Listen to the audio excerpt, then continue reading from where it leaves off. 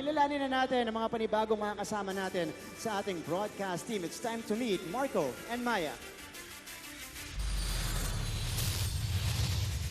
Hey, it's your girl, Maya. What's up, guys? I'm Marco. We're your Kapuso AI sportscasters. Do you want the latest news about the biggest leagues and tournaments in the Philippines and all over the world? We got you covered. Be the first to watch our exclusives on your favorite sports and athletes using cutting-edge advancements in generative AI. What's more, nakakapagtagalog din kami. Parte ito ng mas malaking misyon at mas malawak na paglilingkod ng GMA Integrated News. Watch NCAA 99 on GTV and social media accounts of NCAA Philippines. Don't forget to follow GMA Integrated News, GMA Sports PH, and GMA Synergy on Facebook, YouTube, TikTok, Twitter, and Instagram. Back to you, Martin. Thank you so much, Maya. There you go. Marco and Maya, officially part of the NCAA Season 99 broadcast team, will give us updates. Nakakasama natin sila every Sunday here in the coverage. So, natanong ko na silang dalawa. Kayo naman, Chase and Nico, what can you say about this newest addition in our broadcast team? This is exciting, Martin, and excited ako sa mga bago nating makakasama ngayong Season 99. Ikaw ba, Nico? Yan, tulad ni Chase, excited din ako na makatulong sa pagbibigay ng update itong si Marco and Maya para sa buong NCAA Season 99. That's right. Ito nga yung effort natin, sabayan ng advancement technology and our aim to make the NCAA coverage experiential, and we are always on the lookout for new and exciting ways to deliver the latest updates para sa inyo to make the NCAA experience unlike any other. Talagang punong-puno ang NCAA Season 99 ng mga gimmick at innovation. So it's going to be an exciting season and a season like no other. Speaking of exciting, eto na po, balik na tayo sa ating panel. Anton Rojas, Coach Hammer, Martin Antonio, at sa laban, second half ng JRU Heavy Bombers and the Letran Knights. Eto na nga, kaabang-abang ang may init na bakbakan po ng mga koponan sa NCAA Season 99. Isama mo pa syempre dyan yung mga gagaling nating mga courtside reporters na tagapagatid syempre ng fresh updates. And marami pang iba sa laban, ano? Hello! Balita ko, dalawa sa new lineup, of course, sa reporters ng NCAA Season 19. And ito nga, kasama natin nga ngayon. Yes, of course. Ang Brainy Chick reporter ng Los Baños. Ba? Sino nagpangalan sa'yo nun? Naku, hindi po ako. Si Christine San Agustin. At ang beauty queen reporter ng Valenzuela, Arlab De Jesus. Welcome! Welcome sa balita ko. Ayan, unang-una sa lahat, ano yung feeling na part kayo ng NCAA Season 99? Si Christine muna. Miss Connie, alam niyo po, ito kasi talaga yung pinakamalaking season ng NCAA sa buong NCAA history. And so, to be a part of it, it's something that is still surreal for me, kahit na pangalawang season ko na po. Kasi, whenever I do think about it, sobrang heartwarming lang po ng feeling. Kasi ibig sabihin, may tiwala sa akin yung NCAA. Yes, of so, course. I'm really, really grateful to be here and so excited as well. Yan. Of course, si Christine, pangalawang season mo. Yes. Ngayon, ikaw, Carla. first season mo ngayon. Season ko po, season 99. So, anong feeling? Sobrang saya po kasi nung audition po namin, ang daming nag-audition. So parang ako, wow, isa ako sa mga nakuha, sa mga inakse para maging part ng NCAA Season 99. And we're very, very happy for you as well. Thank Pero ang you po. dami daw mga competitive teams eh. Oo. Ano ba ma-expect dyan? Sobrang surprising po kasi kahit kami, nagugulat po kami sa nangyayari. Second week pa lang po ng games this week. Pero everything is turning upside down. Yung mga teams na hindi namin in-expect na mag-step up ngayon, sila po yung nasa ibabaw ng ladder. Wow. Sila pa po yung Yes. walang talo Yes. ngayong season. So, may mga surprises para sa mga nag-aabang sa NCAA. Marami po, marami. Wow. Nice, nice. Oo, dito, di ba si Christine, sabi mo nga, returnee. Oo. Yung mga excitement last year, wala sa mangyayari this year. Ganun ba yun? Siguro mga 1/4 lang yung excitement from that season. Ngayon, Okay. todo Todo na po. to. Yes. So may talagang i-level level up pa. Sobrang level up po in so many ways. Ang ganda kasi na-experience last year. So this year siguro talaga naghanda naman. Naghanda yung mga Yes po. teams. Opening pa lang po, we had the biggest stars. Lahat po ng teams talaga nag-ensayo during the off-season. Kaya po talaga lahat sila ay magagaling. Ayan. Para naman kay Arla, paano ka naghanda para rito? Well, at first po talaga nag-research ako ng marami. Nanood po ako ng NCAA sa social media, talagang season 98. Tapos yung ngayon, para makita ko po yung difference ng mga teams, ng mga players noon siya ngayon. Kaya maganda po i-report, lalo na kapag yung growth nila as a player, as a team. Paano naman yung transition mo from being a beauty queen, papunta sa pagiging isang courtside reporter? Until now po, di ko po in-expect talaga na magiging courtside reporter ako. Kasi nag-start lang po ako, nakasama lang ako ng dad ko sa basketball games niya, nanonood. Tapos ngayon, nag-report na rin po ako. So nakakatuwa. Tapos ngayon po, more on naka-post sa camera. Opo. Di tuwan-tuwa si Dad. Oo naman. Super. So, mahilig ka rin sa basketball talaga. Yes po, because of my dad. Yeah. Talaga. So, beauty on the court side. Diba? Ganun pa rin naman. Pero ano yung mga challenges na nakikita ninyo ngayon as a courtside reporter? Lagi naman po yung pinakamahirap na part ng pagiging CSR ay yung being able to think on your feet. Kasi it's something that you can't practice overnight. Kailangan mo po ng maraming beses na mag-cover ng games para ma-measure mo kung paano ba yung tamang gawin. Kailangan mo ng maraming feedback from your mentors. Kaya ayun po yung pinakamahirap sa akin na hindi ko pa rin sobrang gamay hanggang Dapat may anticipation ka rin sa mangyayari, di ba? Yes, Para po. ma-report And mo you should na know maayos. your players and history, Yes. no? The bawat team. Ikaw ba, Arla? In addition po sa sinabi ni T, mahirap din po kasi na wala po kaming mother team. So lahat po ng team, lahat po ng players, So, dapat kailangan po masaulo namin na. aralin yung mga secret po. Kasi may mga players po talaga na mahiyain po. Yung hindi mo po talaga mapapakwento. So kailangan po namin makuha po yun. Opo, lahat. Wow. Walang pinagkaiba yan sa pagiging reporter namin sa field. Ikaw, ano yung tips? Ano yung tips mo? Ano yung point? Paano mo mako-convince yung isang player na ayaw magsalita, talaga mahiyain sa camera? Maraming ganyan nga, di ba? marami Paano mo po. siya mako-convince? Ang ginagawa ko po, gusto ko ma-feel nila na comfy lang kami magkausap, hindi yung super formal. Chichikahin ko po talaga, kamusta? Ano yung naging history, basketball, anong pinagdaanan. So, doon na po. Of course, may on-cam interview, Opo. di ba? So, doon mo Yes. siya mahahatak. Siguro magandang marinig mula sa inyo mismo, ano? Para dun sa mga aspiring courtside reporters, what are the tips or messages siguro na pwedeng mabigay ninyo? Sa akin po, just do it. Lahat ng inhibitions, lahat ng setbacks ay kailangan kalimutan. Kasi parte po yan ng buhay na mahihiya, na matatakot tayo mag-try. Pero if we don't, kasi ayun nga, ang pinire-regret lang naman natin is yung chances na hindi natin tinake. Actually, kami kahit matagal na kami on, kamahiyain pa rin kami. So, kayo mag-alala. Hindi daw halata. Hindi halata. Pero marami kami reporters, na galing sa pagiging courtside reporter. Si P. Arcangel, Yeah, di ba? si Marami. JP, Si Soriano, Mav si Gonzalez, Diba? So, welcome kayo sa News and Public. ni-recruit ka agad hindi. Pero meron pa kayong isa or dalawang season. Dahil next year, 100 years. ng NCAA. Wow. Isang malaking The bagay yun. biggest one. Correct. Alright, thank you so Maraming salamat, NCAA Courtside Reporters Christine San Agustin at Arlov De Jesus. Balita ko, may tututukan kayo tuwing 11 a.m. sa GTV. Alamin ang mahalagang balita at impormasyong dapat nyong malaman sa Balita Ko tuwing Lunes hanggang Biyernes. Mag-subscribe din sa GMA Integrated News sa YouTube. Sa mga kapuso abroad, maaari po kaming masubaybayan sa GMA Pinoy TV at www.gmanews.tv.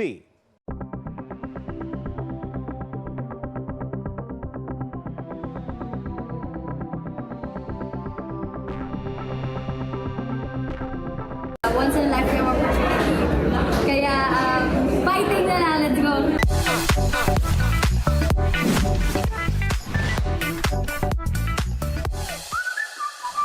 Well, excited at the same time, a bit pressured kasi this is my first time doing a really serious hosting.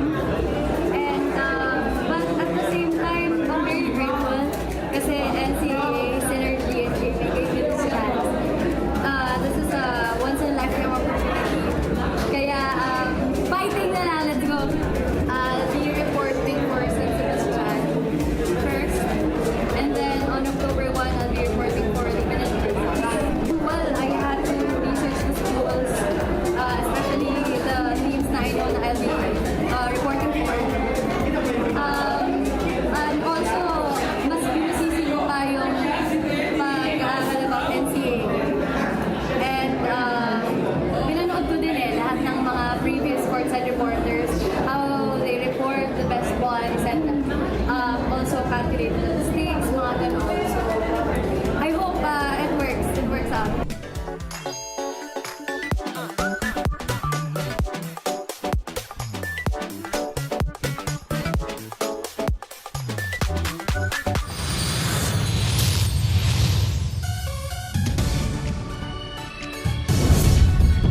welcome you back to our coverage. This is the NCAA Season 99 New Heroes of the Game live on GTV. And we proceed with our second game today. The main game in the afternoon, it is the battle of Intramuros, the Mapua Cardinals facing the Letran Knights 2 team coming off a loss here in Season 99, looking to bounce back and of course get back to their winning ways. Alright, before anything else, tignan muna natin ang panggagalingan ng magkabilang panig natin.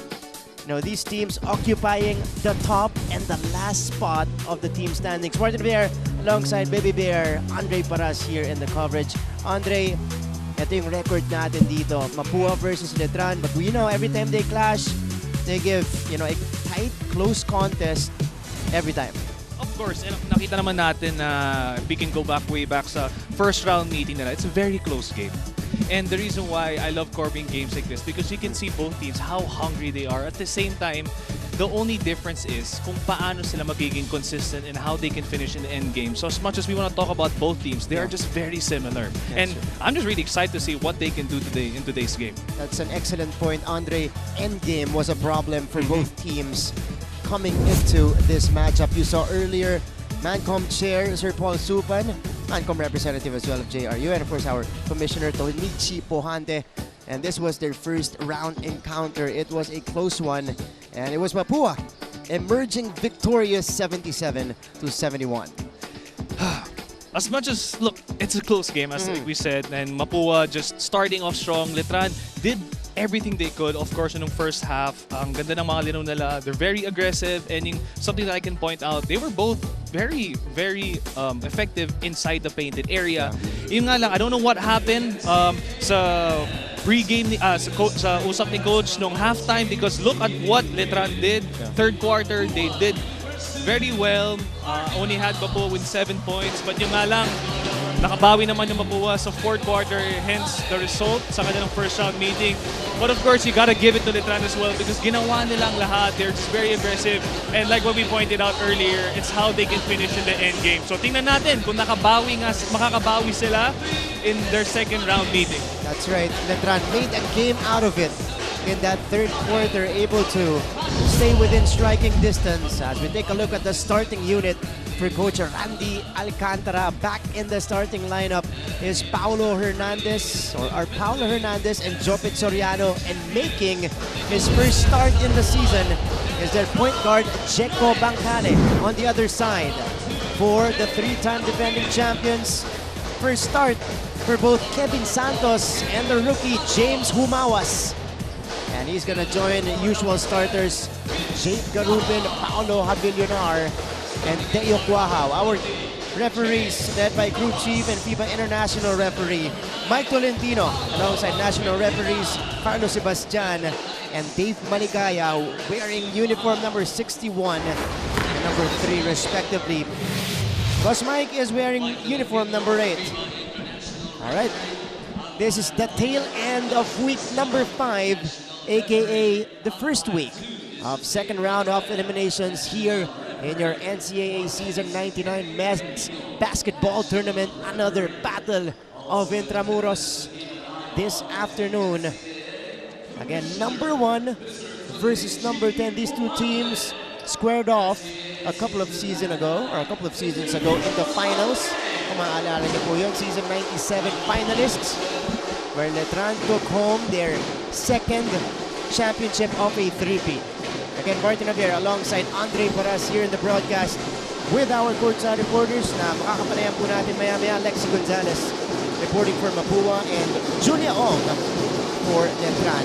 Alright, Chris Crack at the basket for the Mapua Cardinals. A different look for Mapua because Paulo Hernandez is back in the starting unit. Different point guard in Jeco Bancale as Clint Escamis misfires.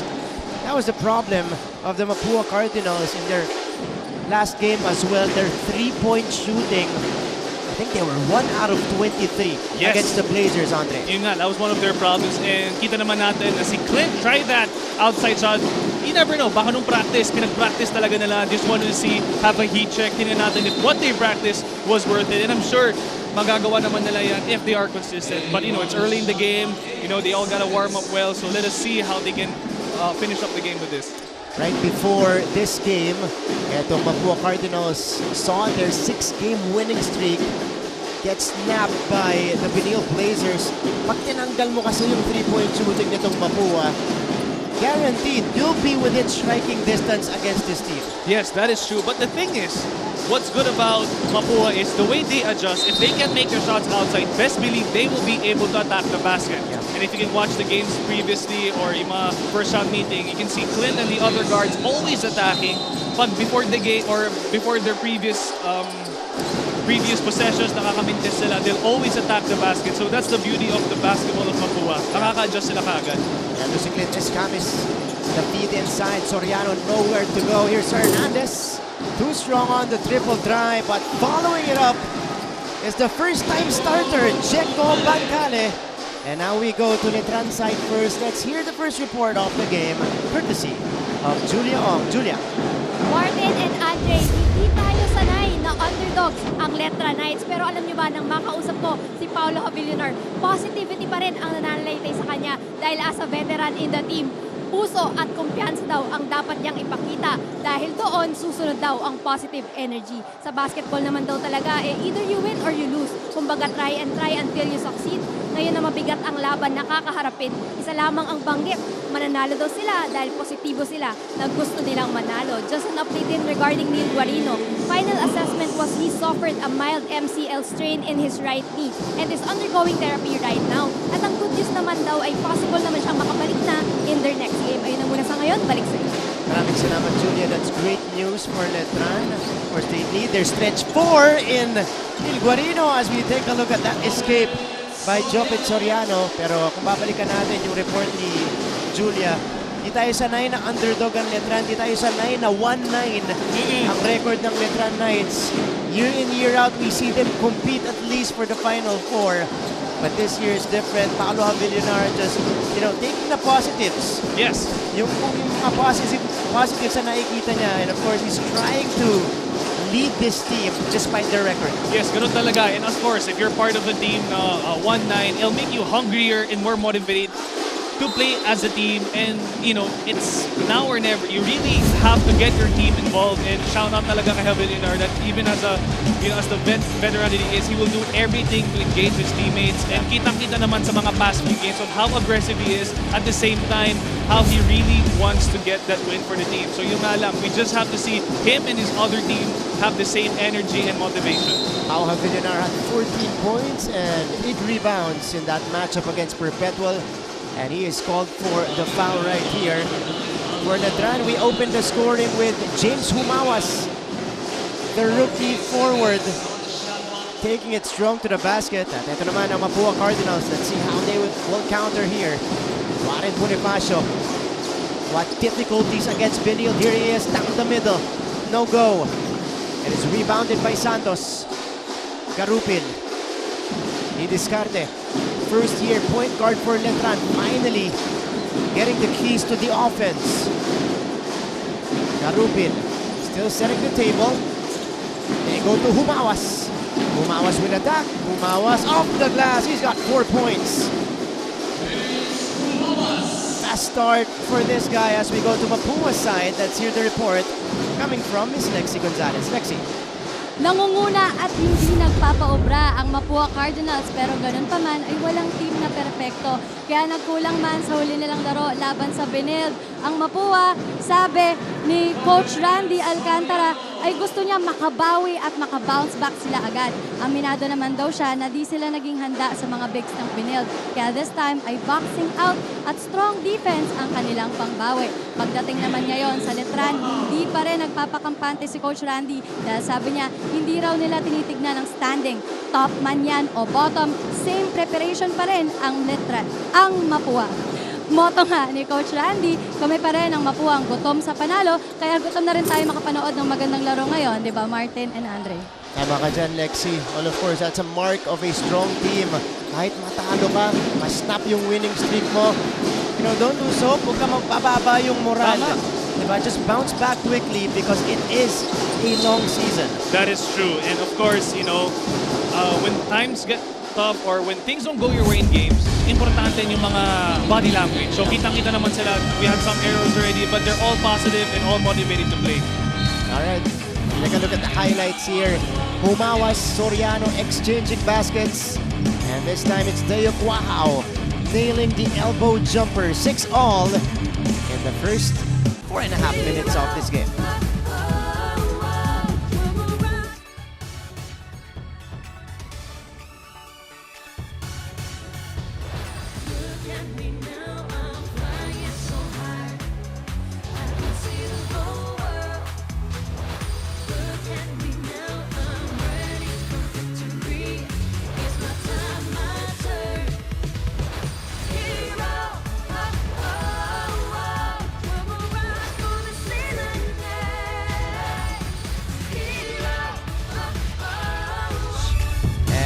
This was the previous game for the Mapua Cardinals.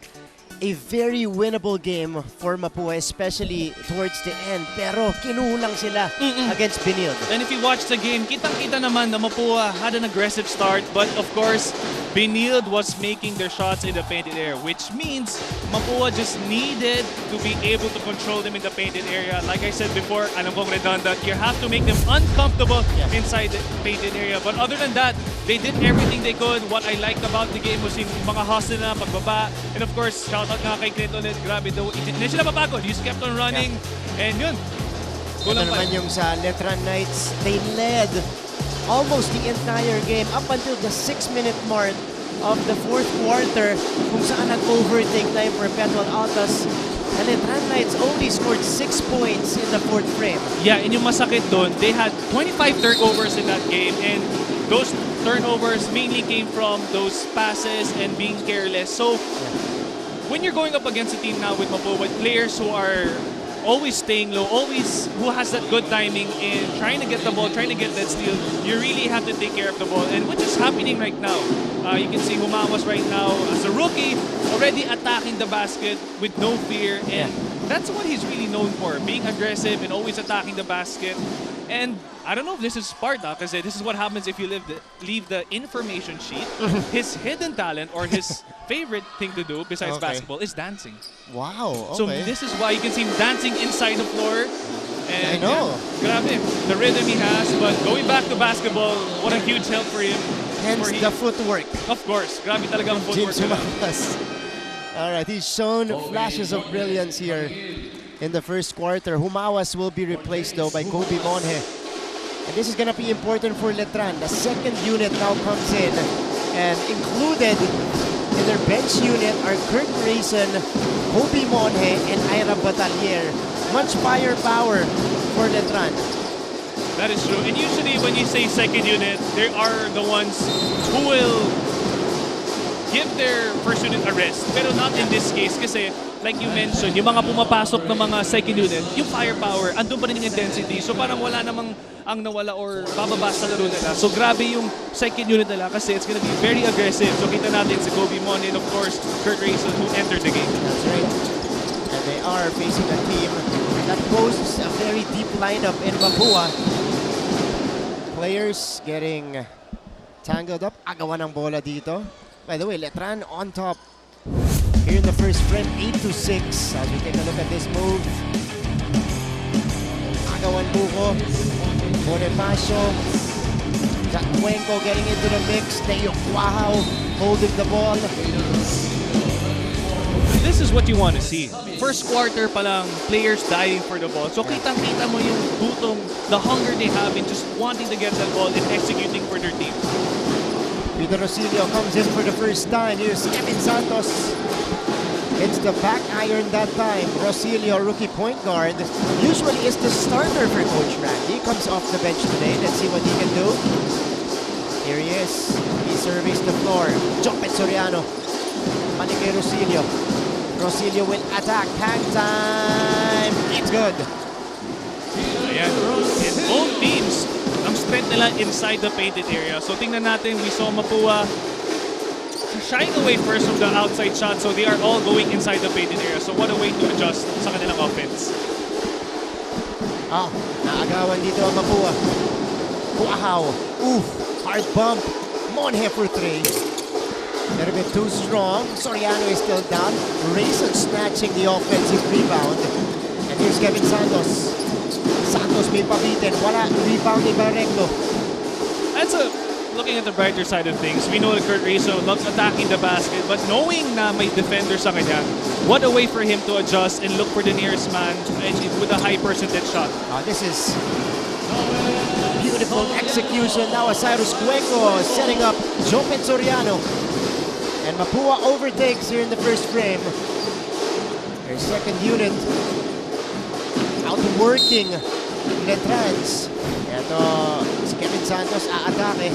That's a foul on JC Recto. Let's take a look at the sequence. Cuenco, two-man game, and then the pocket pass to Jopet Soriano. And that's what Cuenco can do. He's a two-guard most of the time.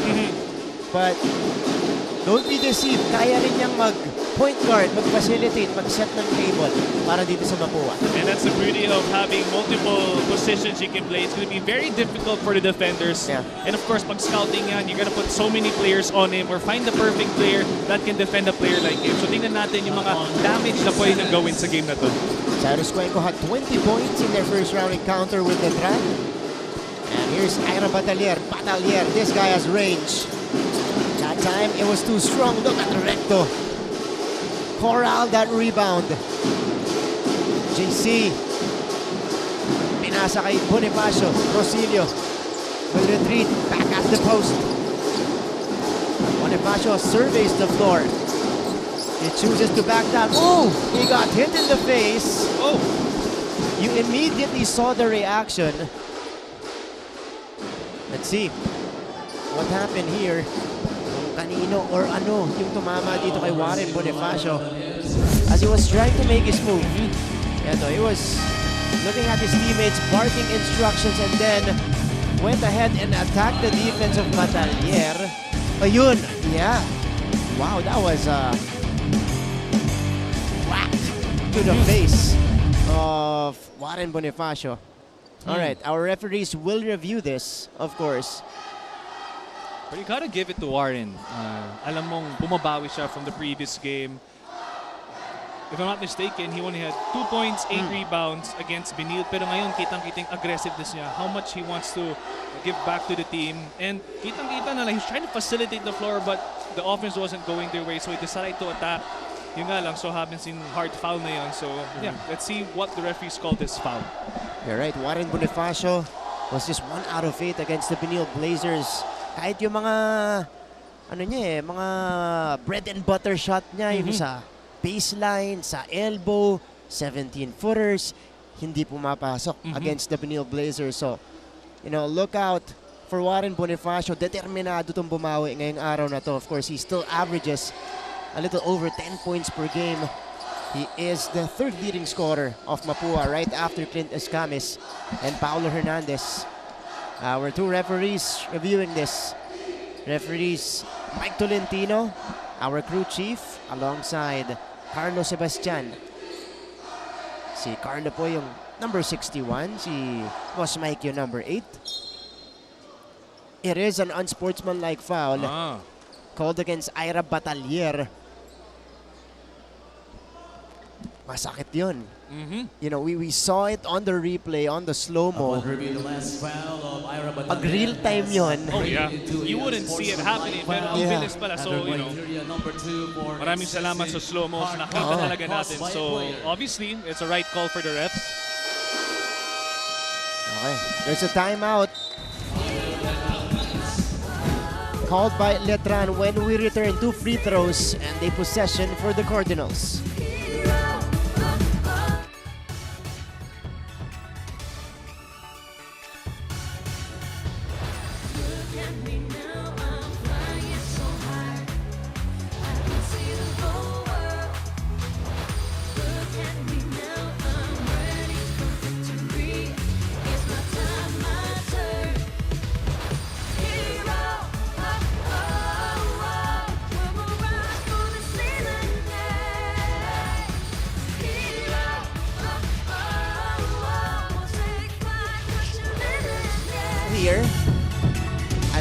NCAA Season 99 coverage.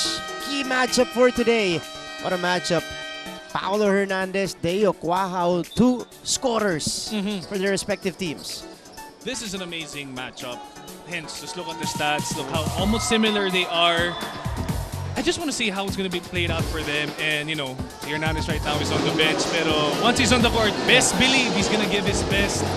And, yeah, let's just see. Tapos si Cuajao also on the bench getting the well-deserved rest. So, best believe once these guys go up against each other, it's going to be an intense battle.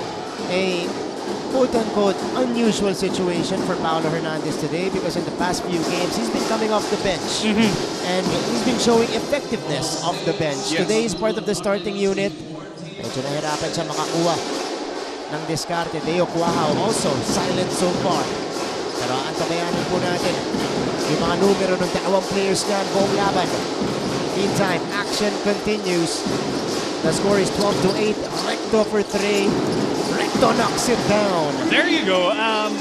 As we can see with the offensive flow earlier, a lot of their players were shooting from the outside. Looks like this was their probably an early offense for them, and finally Recto scoring for them. So kita-kita na yung effectiveness ng offense ng Mapua.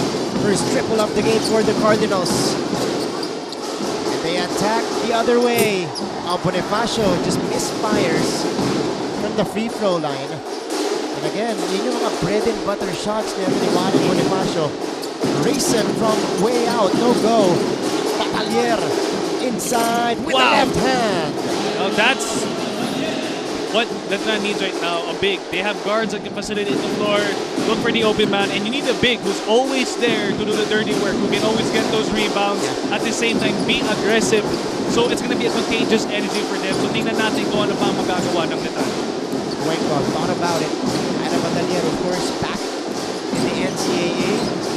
After spending some time in España, catch and shoot for Cuenco. Hits the back iron. Ball is tapped outside. It's back with Cyrus Cuenco. Fresh 14 though to work with. They will utilize the screen. Bonifacio pick and pop. Masyado malakas para kay Warren. Still couldn't find his touch. During those outside shots of Mapua, you gotta give it to Garubin because grabe, he's always there to close out, doesn't give up. Ito muna yung 3 puntos mula kay JC Recto. Left with space that time from the left wing. So yun lang, when going back to Mapua, if you leave them open, shots might go into, so you really have to be up on their face, always defend well and close out. No matter what happens, keep closing out, just like that with what Kobe did. Beautiful defense on the part of Letran. That's great D by Kobe Monje. Monje sends it out. Batalier thinking about it. Instead, sends it to Rayson. Rayson will attack. Rayson finishes with a left. There you go. Now these are the plays and moves you later on see kay Kurt, but now he knows he can utilize it now, and what a way for him to be aggressive here kahit patapos ang first quarter. So this is a great thing to see if you're Letran.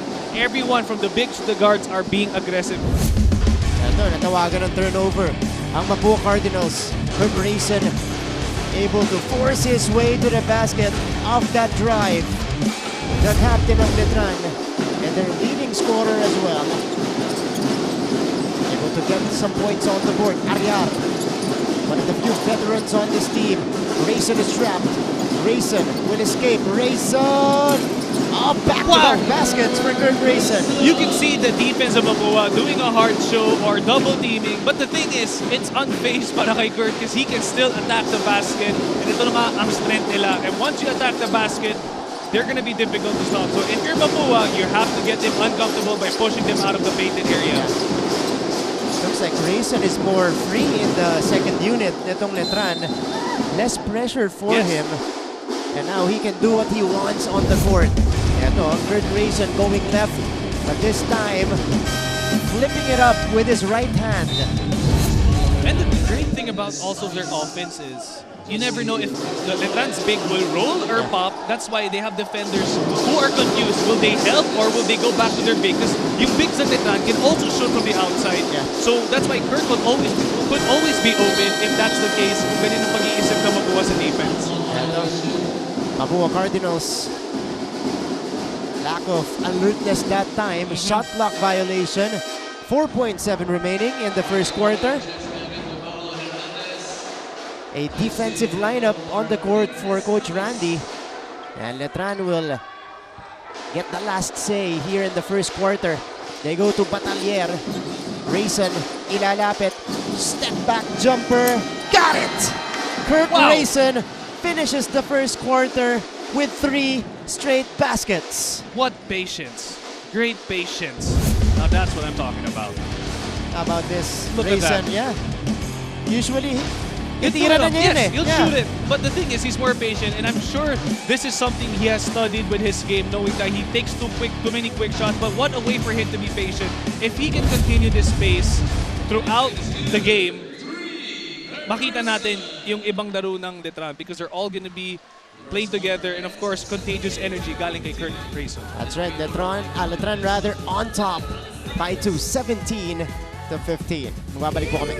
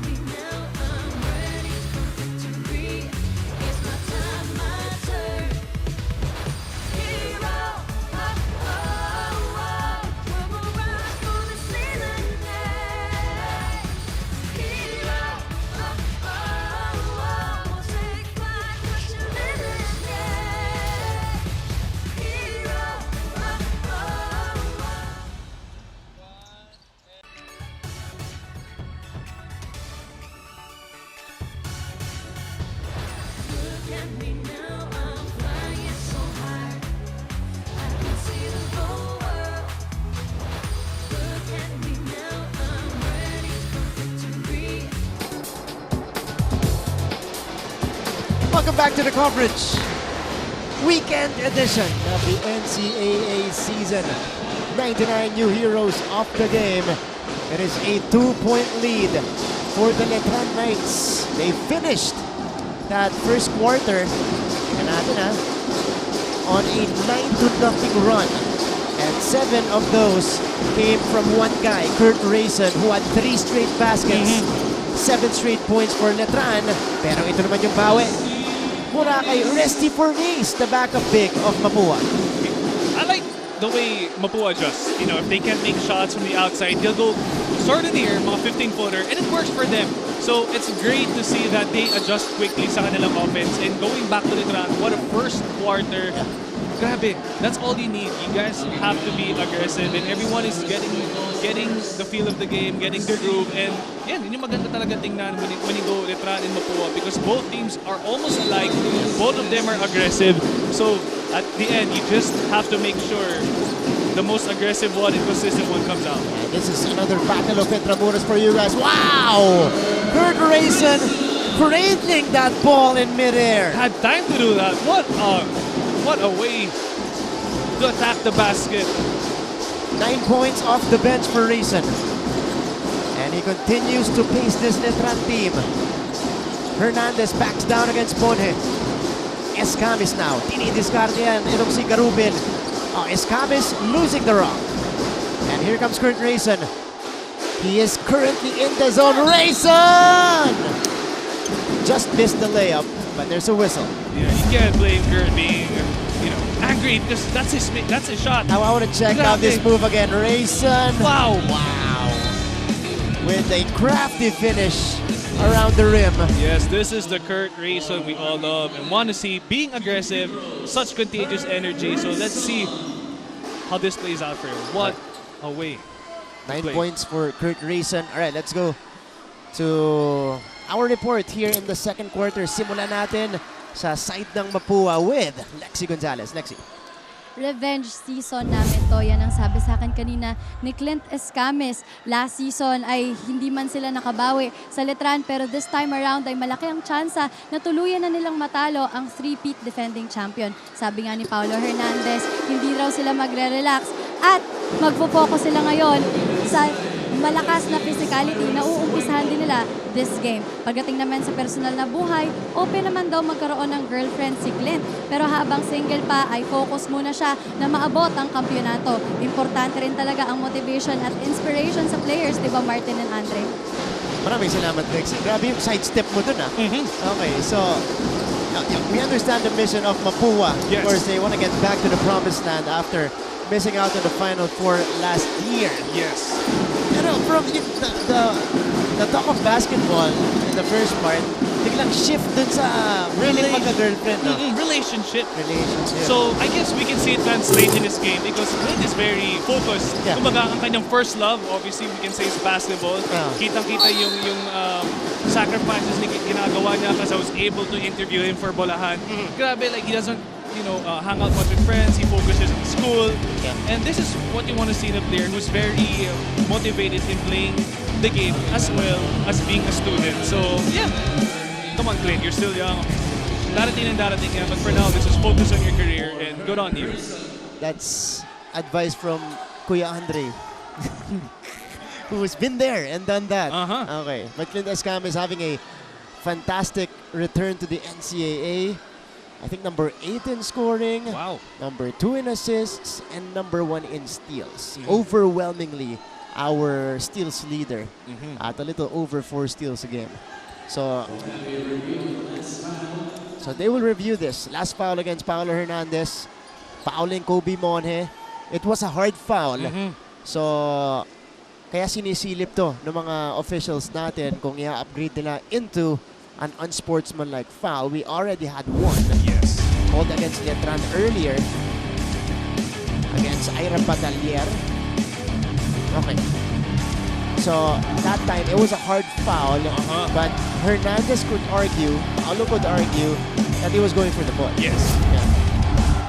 Yeah. We'll see. Oh. Of course, our referees have a different view, of course, and of course, more knowledge of our rules. So, just a regular foul on Paulo Hernandez. Yes. So, no upgrades. Yeah. But Letran will have a chance to extend their lead. Kobe Monje, second-year player for the Letran Knights. Last year, we saw him back up Luis Angalang, Pau Havillonar. This time, he's one of the main gunners of the Knights. Speaking of Kobe Monje, from last season, kitang-kita yung hustle niya, the way he runs the floor. He just loves running. Parang alam mong pag off-season pa rin siya sa track and field. Because he doesn't get tired. He'll run the floor. He knows his role. And ngayon naman, I'm sure he embraced another role. And kitang-kita yung effectiveness niya. Oh, Escamis! Foul in the finish! What a quick execution for Mapua. And what a foot race we just had. That was between Garupil and Escamis. With Escamis getting the better end of this play. How about this? Clint just throwing it up.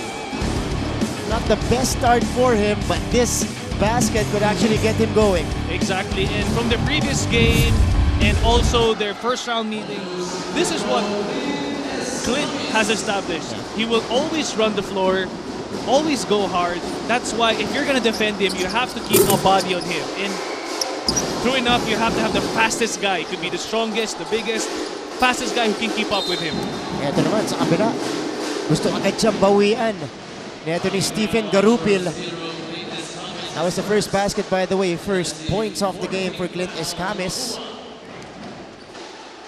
And fourth team foul already for the Mapua Cardinals. Okay, let's now go to Letran's side. Here is the second quarter update coming from Julia Ong. Julia. Magkaroon kayo ng kumpiyansa sa bawat tira. Diinan nyo pa ang depensa at iikot nyo pa ang bola. Ayan ang mga naging paalala ni Coach Renzi Bahar sa pagpapatuloy ng larong ito. Mananalo tayo dito. Ituloy lang natin yung tinatakbo natin at tiyak na ito hanggang dulo. Ayun lang muna sa ngayon. Balik sa inyo. Maraming salamat, Julia. Yung tiin na yan na sinasabi ni at nire-remind ni Coach Renzi, you know, that's what's lacking, I think, for Letran here in season 99. It's not that, you know, they don't show it in the games. They just don't show it all throughout the game. Yun yung consistency na hinahanap natin ni Coach Renzi. And especially if you're facing the #1 team in the league. Oh, yeah. Kailangan consistent yung energy at intensity mo. Exactly. And they have the right tools, the right plays, the right people. They just have to execute consistently talaga. That's right. And now they're doing a great job here in the first half. Ken Ariar able to score underneath. That's another good half-court execution for Letran. Ooh! Bonifacio is down, got hit in the midsection, but Escame scores. Bonifacio is hurting. This is another hit on Warren Bonifacio. Wow. Okay.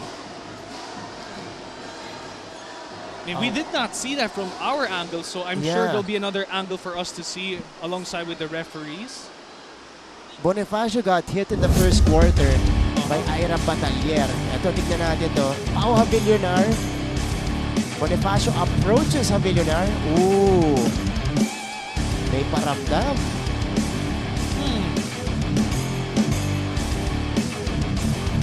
Okay.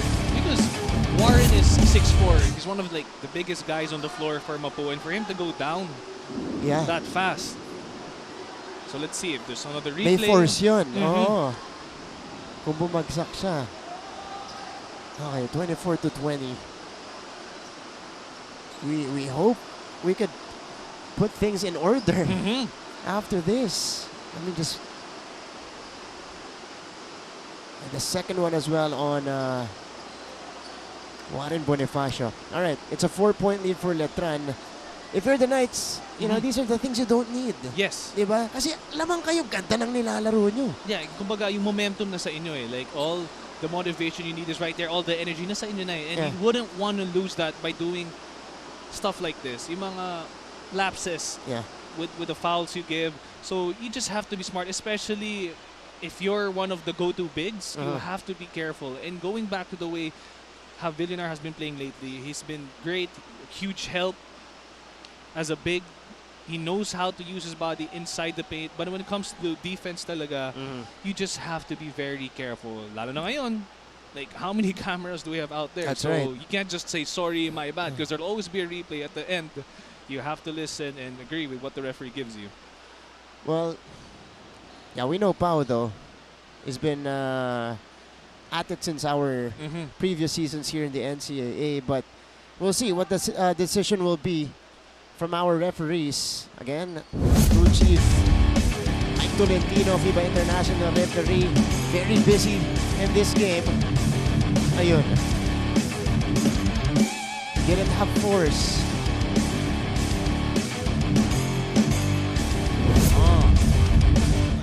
Because from afar, we can't really judge it. You really can't. Yeah, okay. So, this is another unsportsmanlike foul. This time against Paulo Havillonar. Second unsportsmanlike foul called against Letran. And both were during a defensive sequence against Warren Bonifacio. Exactly. Right? Making a foul on Mapua, number 18, Jopet. You gotta also give it to Warren. He just stood up, act like nothing happened. But of course, if one of us were on the court and that happened, of course we'll feel something. Accident or whatever has happened. You just have to go with what the referee calls and make sure it doesn't affect you or affect the team when you guys play. Especially like you mentioned, Letran has the lead right now, so they don't need these unnecessary things happening for them.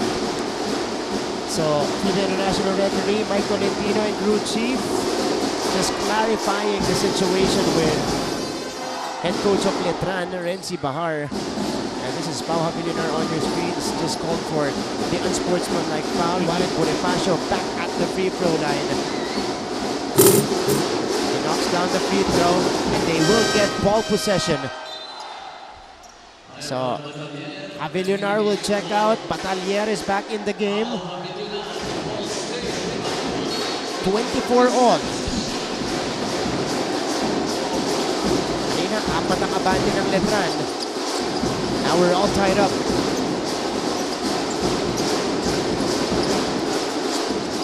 Escames to step back. Left it short, but the offensive board going to Soriano. And to work with. Escames with the right elbow. Wala pa rin. Another offensive rebound for Mapua. This is what we're talking about. Like, Letran can be in the lead, but they also have to get back on defense by also locating the nearest man for that box out. Even for both teams, they can't just not. They have to focus. They just have to keep on boxing out. Guys, some people, it's not part of the stats. You really have to help your team defending and also getting those rebounds. Also a miss from Ira Batalier on the other side. Mapua had 3 chances in the previous possession. And this is going to be an offensive foul on the screen against Jopit Soriano. It was Ben Garupin getting into the mix. Wow, seeing bodies on the floor. I know. Kitang-kita yung aggressiveness of both teams. Well, we mentioned physicality earlier. I think it was Lexi who mentioned that. So we're seeing it so far here in the first half. And of course, yung gigil na dun because both teams just came from a loss. So of course, gusto nilang bumawi talaga. But of course, kung ganon, dapat in a better way and as a team. New face on the board for Letran. Bohorcelo just checked in. Wow. Batalier will attack. Stopping on the dime. Spray to the corner. Bohorcelo. Wow. Just checked in. Cashing in a 3 right away. This is one of the things you need also in Letran. By if you can't attack the basket, your plays aren't going well. If you can kick that out to a reliable shooter, do so, and that's one way to get your team going. Hernandez sending it out. Pass is broken. Paulo gets it back. Shot clock is down to 3. He fades away. Still nothing for Paulo Hernandez. He is 0 out of 3. Bohorcelo now. Ariar puts it on the deck. Ariar, the spin, the shot, and the hoop. Letran is ahead by 5. And that triggers a quick timeout for the Mapua Cardinals. Almost halfway done here in the second frame.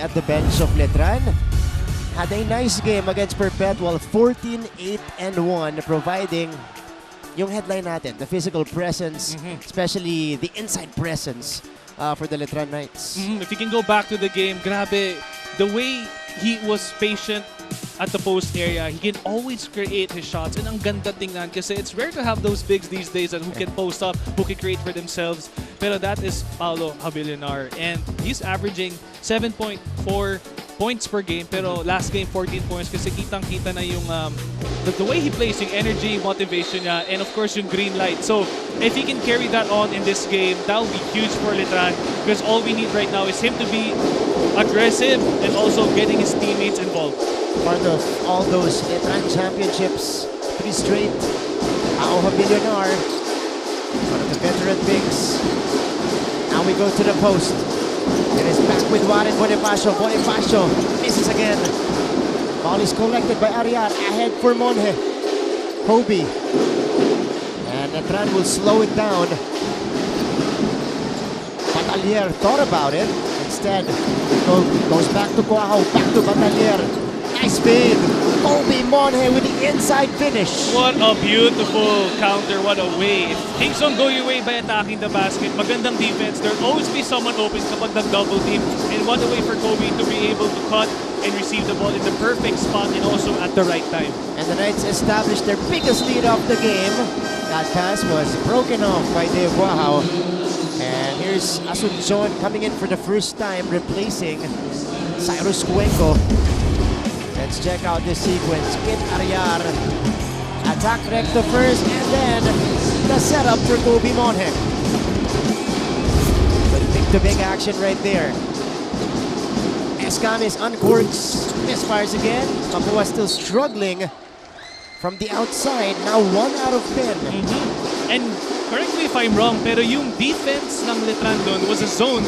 So, in other words, the only shots that you can comfortably take are outside shots. But the thing is, Mapua hasn't been connecting. So these are the shots that Letran wants them to take. So it will always be obviously be different if those shots are connecting. Pero as of now, it's not. So what a way for Letran to adjust on their defense and noticing that they are also struggling from the outside. Yeah. Now Letran can play zone all the way. Habang nag-mimintis itong Mapua mula sa labas. And here's that drive by Ken Ariar against Asuncion. Giving himself an opportunity at the free throw line. Kurt Grayson, who scored 10 points off the bench earlier, checks back in the game. And Kent Ariar, a staple of the starting unit for Letran, came off the bench today at the free throw line. Misfiring on the first. Of course, Letran Knights, you gotta capitalize on this situation. If you're Letran, Andre, you're up against the #1 team in the league right now. 7 points. It's a comfortable advantage here in the first half. So you gotta figure out how you will maintain it. Yeah, because every score matters, especially sa free throws. Importante talaga yan. So I'm sure both teams, like as basketball players before heading home after practice, you have to end training with free throws. Kaya sobrang importante talaga yung mga free throws ngayon sa game na to. That's right. Biggest lead for Letran, 32-24. Escanes tries from the corner. Wala pa rin. Another chance for Mapua. Ball is tapped around. Rosilio dives for it. Letran will have it. Mapua now 1 out of 11 from the outside. So in the last 2 games, they are 2 out of 34 from long distance. I guess we can say that Letran scouted them very well.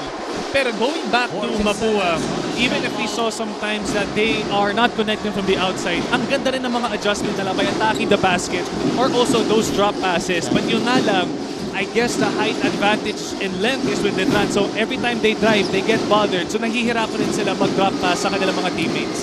It's a strong drive from Teo Guahao, and Letran with their first double-digit lead of the game. Rosilio pinapahirapan. Here's Recto. Oh, he stepped on the sideline.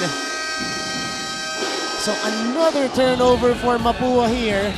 That is their 9th of the game. Letran will have it. And they also hold the 10-point lead.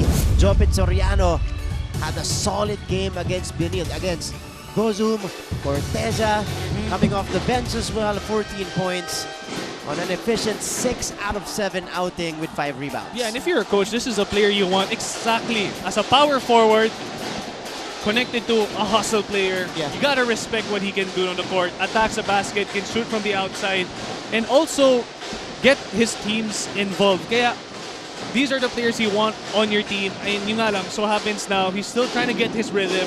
But obviously, if both teams have their players all in rhythm, it's going to be an exciting match like now. So yun nga lang, we're just going to wait for Soriano to get back on the court. That's going to be a foul on Peter Rosilio. Mapua already in the penalty. And we still have 2:50 remaining here in the second quarter. Kurt Grayson will try to take advantage of that. One of the better games for Kurt Grayson, especially efficiency-wise. 4 out of 6 from the field and 2 out of 3 so far from the free throw line. You know, one thing I've noticed also with the offense of Letran right now, they're very calm. They're very, they are controlling the pace. And if this is the game you're in and you're almost Mapua and Letran are almost like a running team. They'll attack when they can shoot from the outside. It's almost similar. You have to just control the pace and see what the defense gives you. And that's what Letran was doing very well, is they're controlling the pace, reading the defense, and attacking at the right time or converting their shots when needed. Kaya yun yung maganda eh. Paulo Hernandez. Iniscarte. Hernandez drop off is picked off. Letran doesn't have the numbers, but Rayson will pull up for three. No go. Ariar almost coming up with it. Just couldn't secure the basketball. Talisay now draining the triple. There you go. Much needed 3-point conversion for Mapua. Much needed indeed.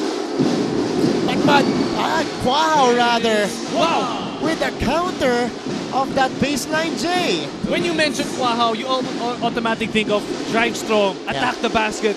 But this kid also has the mid-range game. Kaya if you can defend him well from attacking, best believe you have to also defend him in the mid-range because he can also make those shots. That's right, Deo Kwahao making his presence felt in this one.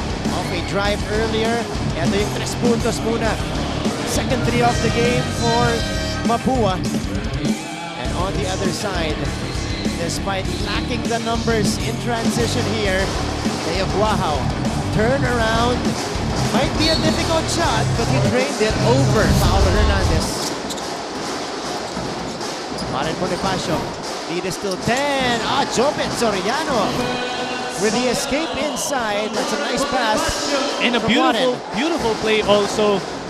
Probably Letran was expecting a shot from the outside, but what a way to counter by drop passing and going inside the painted area. Where they are also strong. A little too quick on the trigger was Ira Batalyon rather. Here's Bonifacio. Sends it out. Talisay from the other side. Comes up short. Ooh. Okay. I think Mapua thought that he got fouled, but instead... Hold on. Let's see. Check out first this replay. Bonifacio finding Soriano inside. Mapua Cardinals number 7. Okay. Second infraction of faking a foul. Oh, okay. So, technical foul called against Kobe Dalisay. Second offense on faking a foul. So, one free throw for Kurt Rayson coming up. 37-29. Initially, Mapua thought Dalisay was fouled. Pero yung referees natin na-detect that he was actually faking the contact. I'm just glad we have, great cameras to capture that. Kasi from this angle, kala nga natin na foul. Yeah.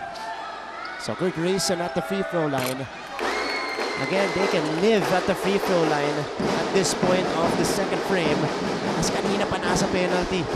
Itong Mapua Cardinals. So it's something they could take advantage of here. 12 points already for Kurt. And here's Porcelo bringing the ball across for Letran. Rayson now. Kurt, the pull-up jumper. Too strong. Hernandez gets it. Pow. Kobe for 3. Mapua hurrying up too much. They had more time to set up and get the offense that they want. But of course, if you're Letran, that's the shot you want Mapua to take. Yeah. And also Kurt Rayson a little out of control on the counter-attack. Rafael Go ang tatawagan dito. We haven't seen much of Rafael Go. I think this is his first entry to the game. Cyrus Cuenco coming in for Warren Bonifacio. So a shorter but faster lineup on the court for Coach Randy. With Jopet Soriano being the only legitimate big. Cuenco. Iniscarte Go. Escames. Cuenco from the corner. Got it! Like what you mentioned, a very fast lineup and it's very effective. Kita-kita, quick release. Those are the players you need right now at times like this. Kung magaling or mabilis close out ang defense like what Letran's doing, you need players who can shoot as fast as they can. Of course, accurately as well. Lead is down to 7 for Letran. Rayson. Nice find, but Go got smothered or that was Monhe rather, getting smothered up top. And that was good defense on the part of Mapua. But going back to that, that was a nice move by Kurt kasi knowing that alam na ng Mapua na they'll be able to defend him when he attacks the basket. But he is ganda ng court vision ni Kurt kasi he can find that drop pass also. But so happens na timingan lang ng Mapua. So it's Letran basketball with 5.7 remaining here in the first half. Solid lead going into the halftime break for the Letran Knights, and they could add on to it in the next sequence. The trigger man is racing. Oh, Batalier is open. That's too strong. Couple of seconds for a heave.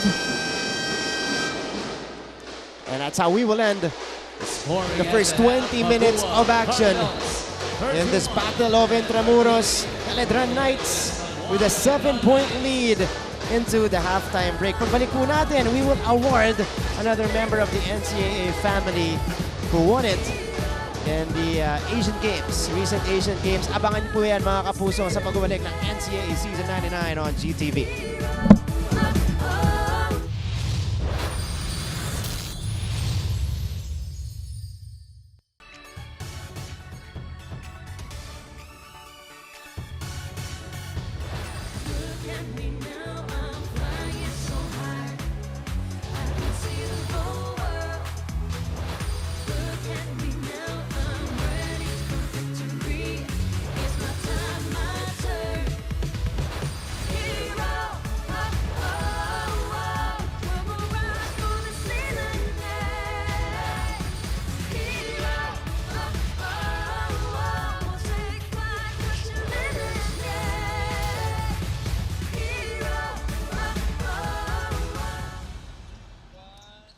Kilalanin na natin ang mga panibagong mga kasama natin sa ating broadcast team. It's time to meet Marco and Maya. Hey, it's your girl, Maya. What's up, guys? I'm Marco. We're your Kapuso AI sportscasters. Do you want the latest news about the biggest leagues and tournaments in the Philippines and all over the world? We got you covered. Be the first to watch our exclusives on your favorite sports and athletes using cutting-edge advancements in generative AI. What's more, nakakapagtagalog din kami. Parte ito ng mas malaking misyon at mas malawak na paglilingkod ng GMA Integrated News. Watch NCAA 99 on GTV and social media accounts of NCAA Philippines.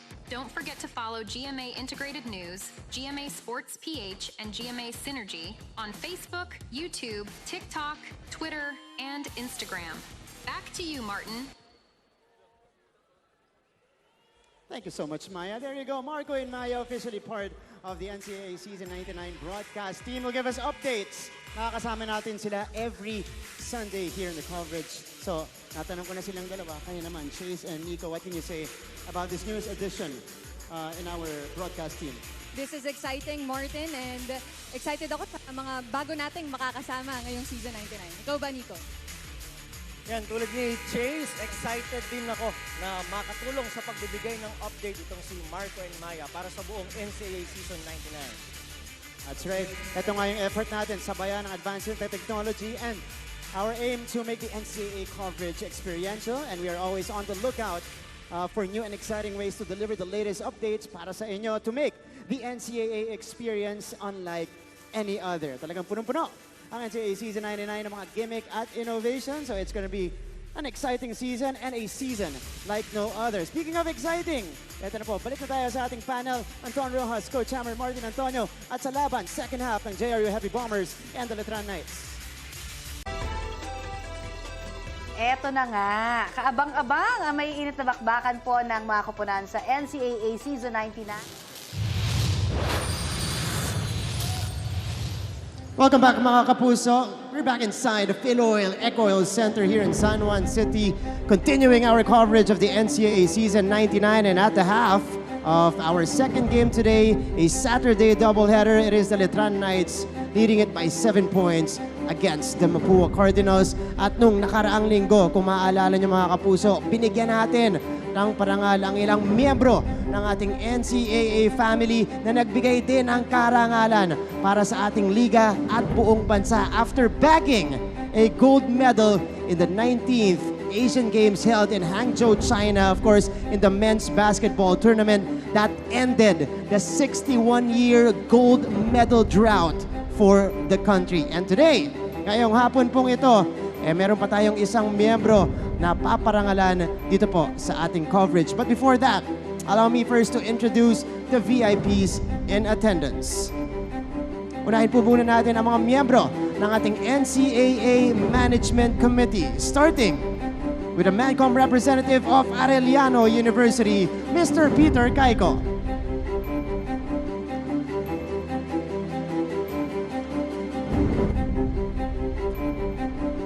Also here is the MANCOM representative of Colegio de San Juan de Letran, Father Victor Calvo Jr., OP.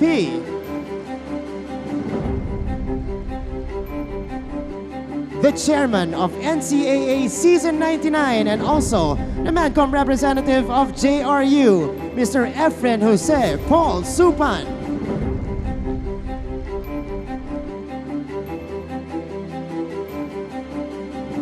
And from Mapua University, Mr. Melchor Divina.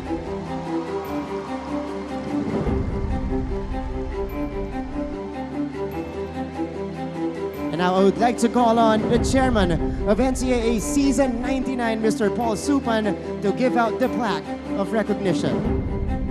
And mga kapuso, our special guest will be presented a plaque of recognition for their outstanding achievement in sports as a member of the Philippine men's basketball team that won the gold medal in the 2023 Asian Games in Hangzhou, the People's Republic of China, bringing honor to the NCAA GMA community and the entire Philippines. Given this 28th day of October 2023 at the PhilOil Eco-Oil Center in San Juan City and signed by Oliver Victor B. Amoroso, Senior Vice President and Head of GMA Integrated News, Regional TV and Synergy, also signed by Sir Efren Jose Y. Supan, NCAA Season 99 Management Committee Chairman, and Dr. Vincent K. Fabella, NCAA Season 99 Policy Board President, with Attorney Felipe L. Gozon, Chairman and CEO of GMA Network Incorporated.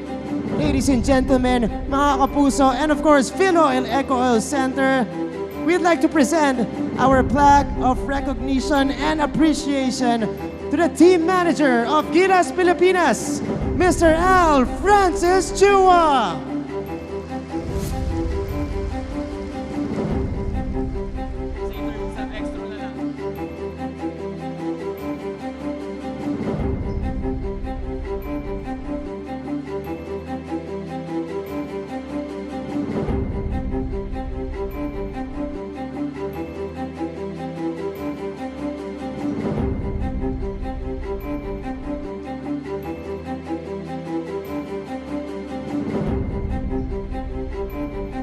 PhilOil, palakpakan po natin, Team Manager of Gilas Pilipinas, Sir Al Francis Chua. Boss Al, quick interview lang. First off, welcome back to the NCAA. It's been a while since we last saw you here. Pero sabihin na natin, lahat ng hawakan mo parang nagiging ginto. From 3 championships here in the NCAA, now bringing home the gold from the Asian Games. Ano yung sekreto? Paano mo ba na-accomplish to? Paano nyo ginawa to dun sa level na yon? Una ho, maraming salamat po sa inyo lahat at magandang hapon. Maraming salamat po sa NCAA. Dito ako nang galing sa NCAA, sa Letran. So, you know, I played in Letran. Siguro hindi pa ako kayo pinapanganak nung naglaro ako sa Letran. So, it's all hard work. We got 2 weeks to prepare for the Asian Games. But ang sikreto namin, Pinoy tayo eh. Ang Pinoy hindi sumusuko. Kaya nagpapasalamat kami sa lahat ng sumuporta sa amin. Ang SVP, si Mr. Alpalilio, si Mr. Ricky Vargas, of course, si MVP, saka si Boss Arisay. Siguro kaya nabuo yung team kasi mga nasa likod namin talagang nakasuporta sa amin kahit konti lang yung preparasyon. So nakuha namin yung gold after 61 years. Sir Francis, congratulations. Ito naman, dahil marami nakamiss sa inyo. Sa'yo, dito sa NCAA, yung presensya mo, especially right behind the bench of Letran, your message to the entire NCAA community. Mukhang maganda naman yung laban sa Letran community.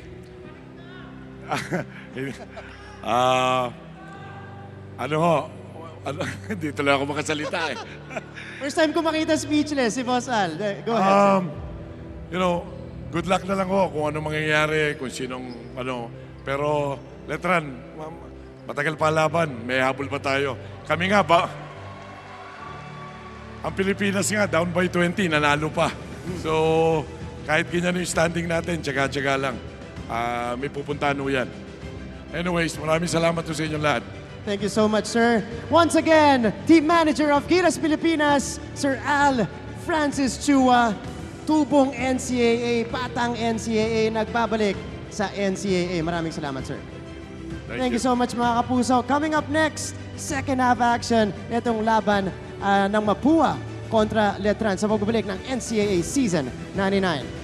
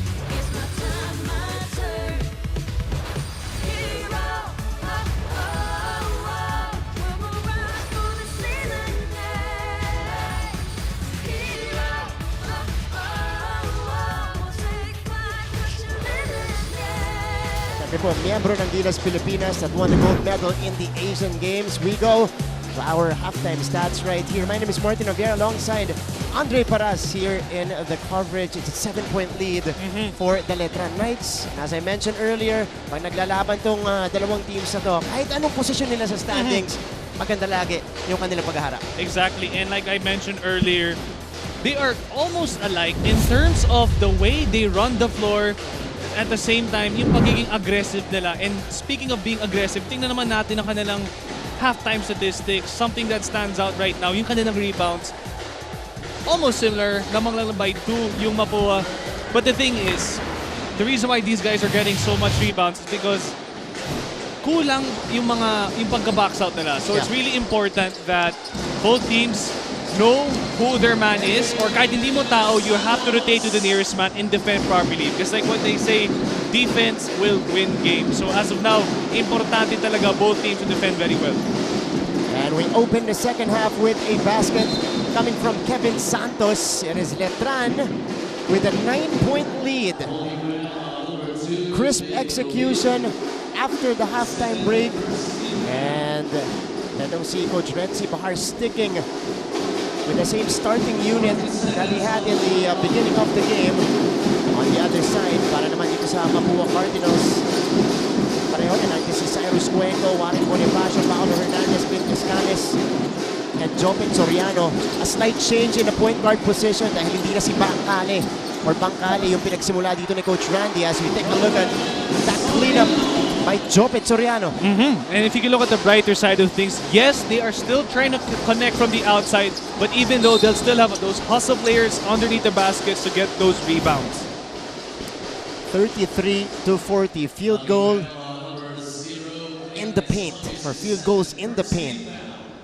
So far, it's Letran dominating that department with a couple of field goals over Mapua. 40-33 yung talaan natin. And again, we are seeing consistency from the Letran Knights, Andre. Na sinasabi natin kanina pa, ito yung kinukulang mula sa kanila. But, again, kung natuto sila dun sa game nila against the Perpetual Altas, you know, they led pretty much the entire game. But to the 6-minute mark, nung ating fourth quarter kung saan doon na nag-overtake yung Perpetual. Siyempre, alam na ng Letran yung gagawin nila dito. Tama. To maintain the lead. Okay, Karupil. With a free throw. Let's go first to Letran side. Tignan natin kung paano nila gagawin niya. Let's go to Julia Ong. Julia. Thank you, Martin. Coach Renzi commends the team for doing a good job in the first half. Maganda daw yung pinapakita nilang pag-set ng plays at ball screen. Kaya ang gusto niya ay ipagpatuloy lamang nila ito. To play smart and consistent, yan daw ang dapat nilang gawin to maintain their lead. Huwag na daw pakawalan at alagaan, especially ang first 5 minutes ng third quarter na ito. All for now, back to you. Thank you so much, Julia. Coach Renzi recognizing the importance of the first 5 minutes ng ating second half. Dahil usually, yung lalong-lalo na yung Mapua, this is a very good third quarter team, the Mapua Cardinals. They're very dangerous. You know they're hungry. Oh, yes. Coming off the halftime break. So kailangan masalo mo or maigihan mo pa yung haymaker. Yes. Ma-counter mo yung haymaker na bibitawan itong Mapua. Wow, what a move by Guahao. Everything but the basket though. Bonifacio falling down again. And just going back to that report, and like what we mentioned earlier, yung keyword doon talaga is consistency. Yeah. Importante talaga yan. Ito, hard bump. That was Bonifacio and Guahao. Flashing that time. Guahao called for the foul. Nothing escalating though. And here comes Mapua. Down by 7. JC Recto. And this is a sight to see sa Mapua. Kasi kitang-kita natin kanina that, again, trying to shoot from the outside, but this time they have other players who are more than willing to attack the basket, and that's one way to read the defense. That's right. So, they're trying to get things going from the interior. Okay, silipin natin. Kung kanino last touch to. But it's 40-33. Are you surprised, Ray, that Letran is ahead right now? Given their positioning in the team standings right now. Ito yung nire-review pala ng mga officials natin kung kanino last touch. Daming kamay. You gotta get another angle with that. But going back to your question, obviously, if that's your, if you're in that position at the bottom, now's the time. I'm sure na sobrang gutom na yung Letran in getting their rhythm back. Yeah. And it shows because what I just love about Letran basketball right now is in consistency at the same time, the way they control the pace. Kasi if we were to watch their other games, sometimes you can see them hurrying up, trying so many different things, and kita naman yung mga reaction ng coach na parang, oh, that's not what we were trying to do kasi nga, they're trying to adjust kagad sa defense. But it's good to see now that everybody is controlling the pace at the same time listening to one another. Kaya, you know, they are getting rewarded with all this amazing energy from their teammates. At the same time, importante nga yung consistency. So it's good to see that they're very calm and very collected right now. We'll see though if they can maintain that all throughout the game. And Mapua, second game that they find themselves down by this much. Again, unfamiliar territory given their performance this season. Again, if you guys just tuned in, galing po sa talo itong Mapua Cardinals after that red-hot streak that they had. Meantime, here's another look. Same angle, but much lower. The ball stays with Mapua Cardinals. Ooh, okay. So it stays with Mapua. Last touch against Letran. So the Cardinals will get a crack at the basket here. 12 seconds to shoot. And again, one basket for them could change the entire complexion of the game. But they trap Bonifacio here. He sends it out. Hernandez leaving it for Warren. Inabot ni Kevin Santos. And that's a whistle on Warren Bonifacio. Great defense played right there. Extension of the arm by Kevin Santos. Yung maganda talaga dito, the way Letran is aware na kahit malapit yung mga shot selection ng Mapua or malayo, they will always contest. And that's one way to be consistent. Consistent in closing out. So they are rewarded with those good defense. Here's Pau Villunar. Handoff for Guahao here. Cross-court pass. Rupil saves it. They go to Humawas. The rookie who has started this game and his first start in the NCAA. What a jumper! He has been hitting those difficult shots. Teo Guaho again. 8 points now for Guaho. And talking about consistency, Guaho making them pay in the mid-range, and what a way to get your team going. Recto puts it on the floor. Bonifacio, ilalabas kay Cuenco. Cuenco, lalapit ulit. Again.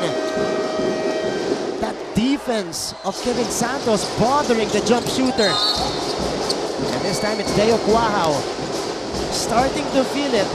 You know, taking over here in the third frame. Coach Renzi Bahara on your screens. And this is the consistency that they are looking for. Not consistency in offense only, but also in defense.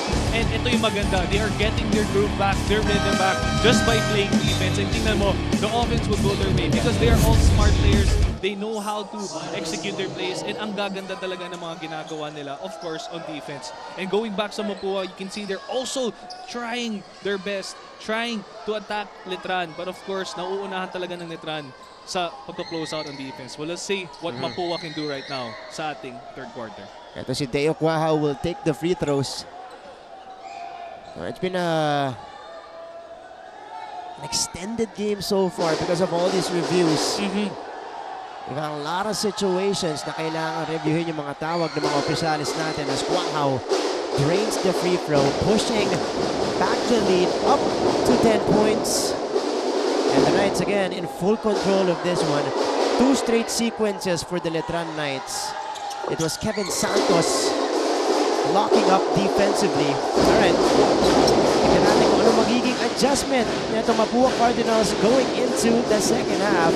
Let's hear the report from Lexi Gonzalez. Lexi. Head coach Randy Alcantara came in the dugout and faced his players with a very, very, very strong drive for vengeance. Paalala niya sa kanyang players, huwag itira ang bola kung saan maraming kalaban at i-utilize sa mga pagkakataon na bukas silang tumira. Sabi nga ni First Assistant Coach Yung Garcia, normal lang naman ang mga ganitong pangyayari pero tanong niya, paano tayo mananalo?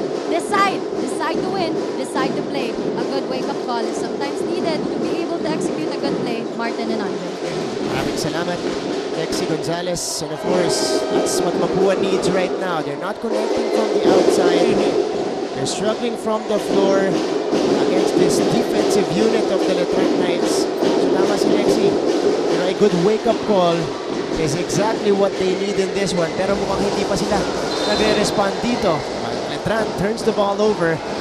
Ito si Coach Young Garcia, always showing tough love to his players. Of course, his son, Joaquin Garcia, who is a part of the Mapua lineup, not playing this season because he is injured. So probably next season for Joaquin. That's si Clintes Camis. Now, that's what you want to see if you're Mapua. Yes, yung mga early shots beyond the arc isn't connecting. Find a way to adjust, and what a way to get Clint going, because we know him as someone who loves to attack the basket and he can always be aggressive. But of course, he also has that mid-range game. Here's the jumper by Clint Escamis. Given space, his 7th point of the game. And on the other end, it was Mapua Cardinals running into Warren Bonifacio. We got a foul on this play. Timeout muna tayo mga kapuso.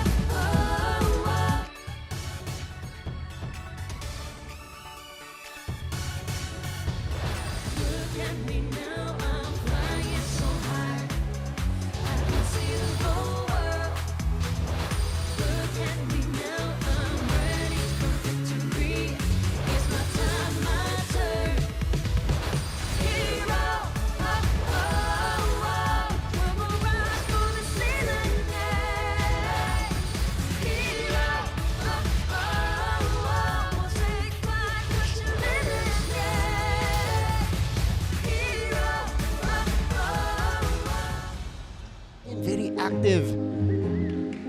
Well, they're being featured. Eto. Kasi nagre-react yung emoji natin. Yes. Diba? Pag deadma, o pag ngumingiti sila, dapat hindi deadma. Yan. Oh, let's see what's this one. Alam na niya. Nice. Nice.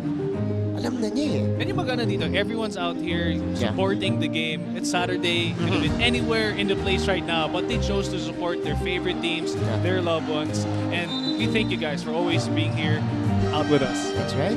Thank you for watching us live inside the Pinoy Lego Center. Ayan. Smile din naman. Yan. And ito, Letran supporter. Ito, nakita ko siya kanina. Yan. All smiles today because her team is up. And Mapua Cardinals will take 2 free throws. By the way, Mapua is already in the penalty. And we still have 5:55 to go in the third quarter.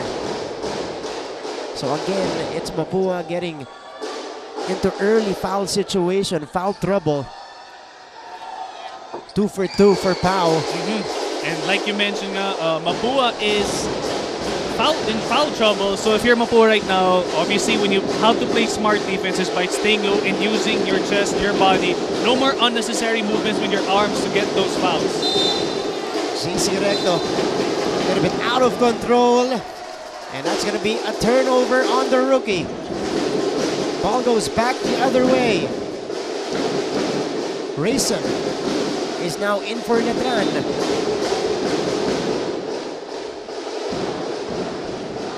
Okay. Hold on. I think they are going to review this again. All right. Just to be sure. But the initial call was Letran ball. Ayun, quick review lang. Okay, review. Para may exam tayo. Puro daming review. And that's a good thing about this. So many eyes, so many cameras. So makita natin kung anong gusto nilang itawag. Teka, hindi pa pala tapos. Okay. In-inform lang si Coach Randy na i-review nila. Alright. Let's check out this play. It was JC Recto. Okay. Running into 2 players. Oh, that looked like a foul though. Yes. Yeah, but nobody else touched him aside from JC Recto. But you gotta give it to Recto.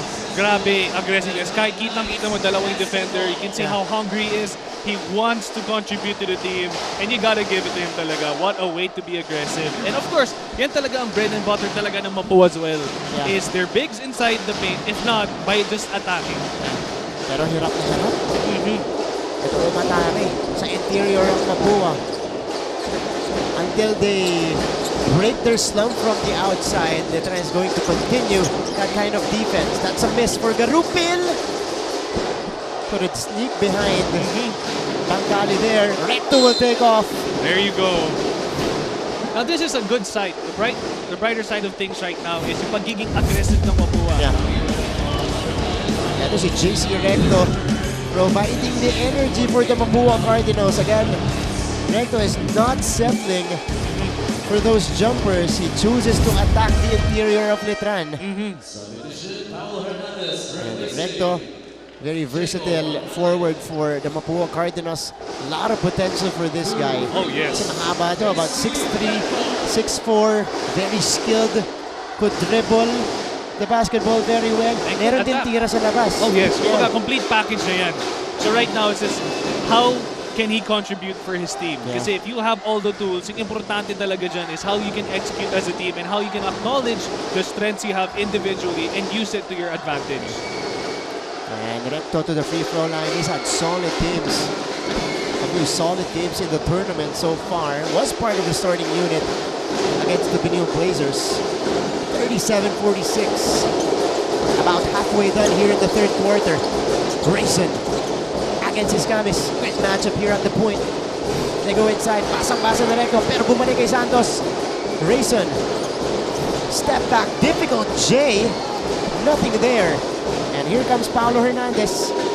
The Cardinals have a chance to cut into this lead. Cuenco nailing it from the corner.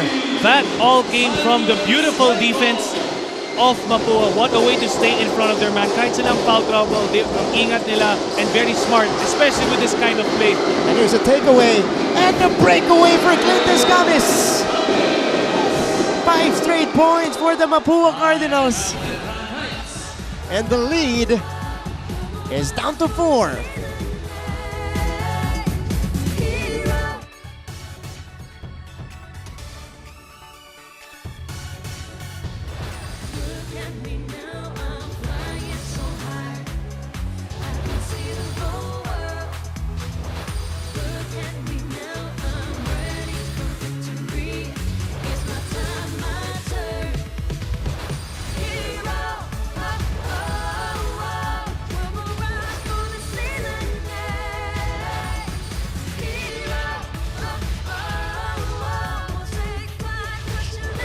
a 7-0 run for the Mapua Cardinals. And here's 5 straight. First from Cyrus Cuenco, knocking down the 3 from the corner. And then Paulo Hernandez taking the ball away right here off the help. And a quick forward pass for Clint Escames. Yung maganda dito, no, Martin, is notice na dito sa kanilang ating first half statistics, Paulo Hernandez has been quiet. Yeah. Has been quiet, hasn't scored anything. Pero yung presence niya sa defense, presence niya in facilitating the floor, getting his team involved, has been a huge impact.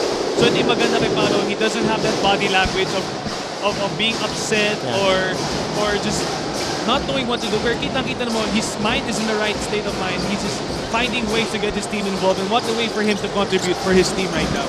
Ariar sending it back outside. Wow, for 3. It's the back iron. Natapigan. Cyrus Cuenco is on the move. 2-on-2 break. Drop off is read by Ariar. Back the other way we go. Rayson has it. Rayson getting into the thick of things. And he draws the foul. Wow. Talk about being aggressive. What a way to attack the basket. This is turning out to be an entertaining matchup between Letran and Mapua. How about this? Presence of mind for Cuenco to tap it and steal it away. Pero sa kabila, naagawan din ito si Paulo Hernandez. And then Kurt Rayson, again, opting to attack off the in and out, the crossover. Able to get into the teeth of the defense that time around. And now it's Rayson dropping in the first free throw. He's got 13 points in this game. And this is now a challenge for Letran. Now Mapua is surging. How do you counter this haymaker? Consistent. Sorry, how do you be consistent? I just wanted to add to what you said. How can you be consistent? And the Letran fans. They're feeling it right now. 48-42. Hernandez. Guarded by a much taller Kobe Monje. He crosses over. He couldn't shake off Monje. Instead, he is able to fish a foul. Ayan na, both teams are in foul trouble. Yeah. So if you're both teams, maybe one of the good things you can do right now is attack the defense. Because both teams right now are struggling to be, how do I say this? Staying in front of their man.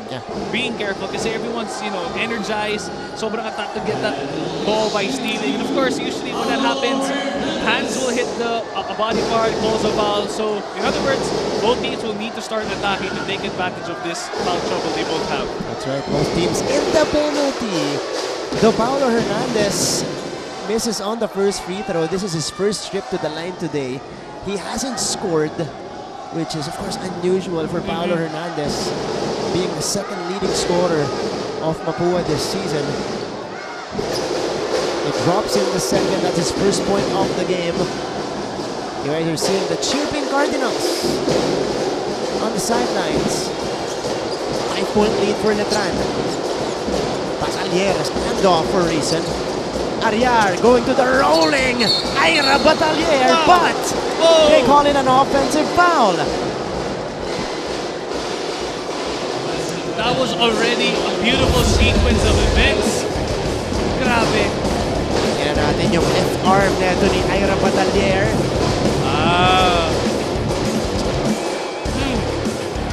Using his left arm to shield the ball from Paulo Hernandez, kaya siya natawagan ng offensive foul. 48-43. Hernandez putting it on the floor, and these will mean free throws. And a very smart move on Hernandez because kita-kita niya sticky defense on him. So what he did was attack the basket, and of course, foul ang tinawag because of that body contact. So hopefully he can take advantage, or both teams can take advantage of both teams being in foul trouble. Paulo Hernandez just saw red in this play. He saw a rookie guarding him and fully took advantage of that situation with the left arm of Bohorcelo sticking out. So that's what he attacked.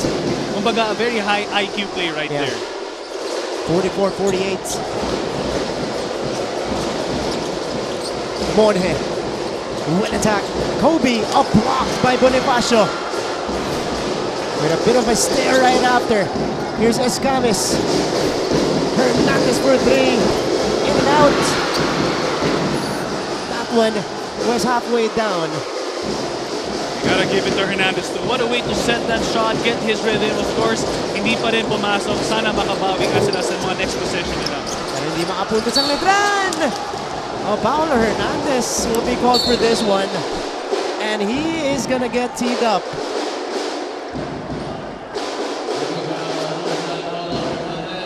That's a foul plus a technical foul. So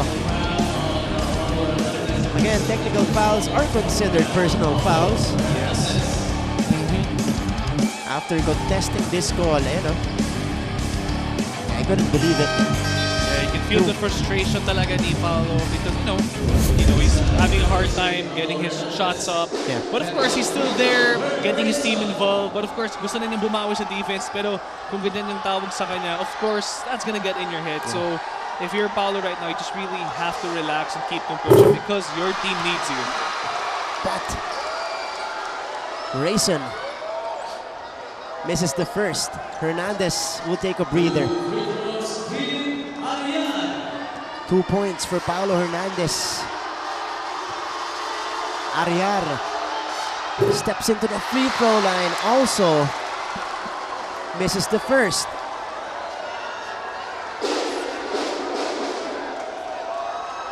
So the lead stays at 4 for Letran. 5 points, 5 boards off the bench for Ariar. He makes the second one.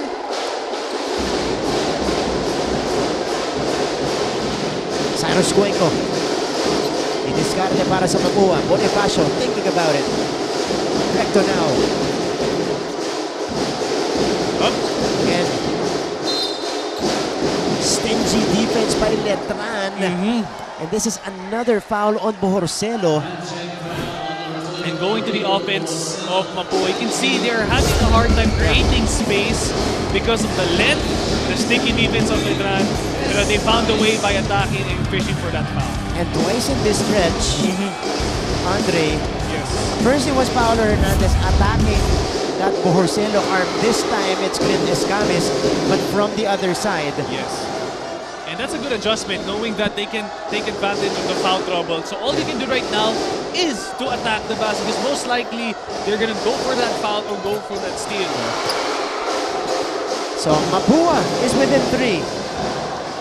They were once down by 11 points here in the third quarter. The score was 46-35. It's been an 11-3 run since then. Grayson, basang-basa yung pasa. Loose ball, it is with Mapua. Talisay for 3. No! Escamis, wild one. Bonifacio, no! And here comes Escamis again, losing it. Back the other way. Grayson for 3. And both teams having difficulty buying a basket. Wow. Like earlier, Martin, we've noticed both teams were calm and collect, controlling the pace. Pero ngayon, both of them are fighting for the ball, playing fast. Albert Grayson misfires again. Let's check out. Oh yeah, that was Kobe Monje. Did a takedown. So JC Recto will shoot 2. A chance to cut into this lead. The rookie misses. 1:43 to go, by the way, in the third quarter. So much time for them to still call out the play or control the pace.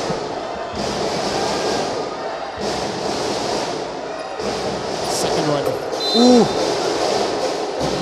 Empty trip for Recto. So it goes back to Letran. And the Knights have a chance to restore their lead. Bohorcelo. Doubled. Monje. Attack. Knicks. Kobe losing the rock.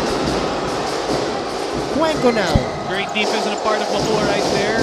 Reading the way Letran drives the basket.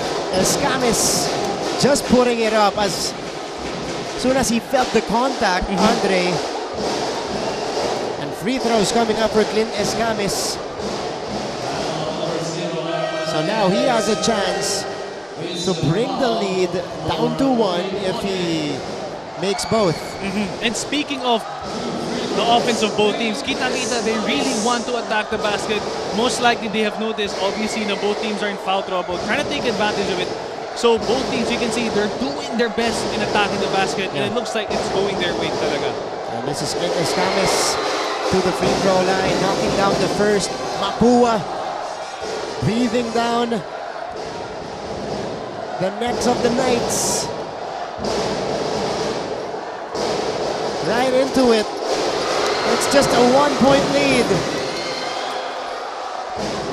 These teams separated by a solitary point. Ariar fixed the pass. How will the Knights respond? Rayson pulls the trigger, and Rayson knocks it down. Man down, what a way to get that shot. So much space. So, kay Mapua, you really have to close out. But what a good shot by Kurt Rayson. Kurt Rayson bringing out the fire extinguisher, and Recto will be called for steps.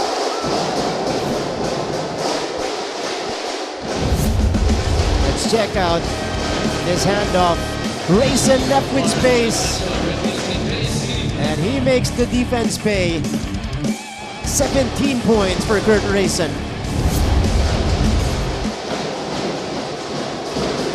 52-48.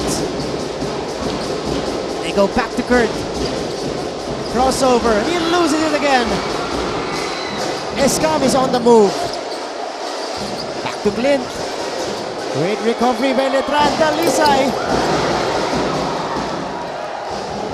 And again, Mapua has had chances from the three-point area. Now this is what you want to see. Finally calling out the play, trying to control the pace. So let's see what they get to call and what they get to execute.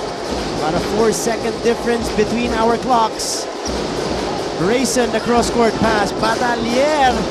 Oh, Escamis will race the other way for 2 points. Mapua gets the last say in the third quarter. How about this? Batalier throwing it away. Ball ending up with Escamis. And at this point, you know it's gone. Yes. You know it's goodbye for Clint. Talking about speed, aggressiveness, that is Clint. It's a 2-point game, mga kapuso. Battle of Intramuros, not disappointing. Abangan nyo po yung ating fourth quarter sa pagbabalik natin sa GTV.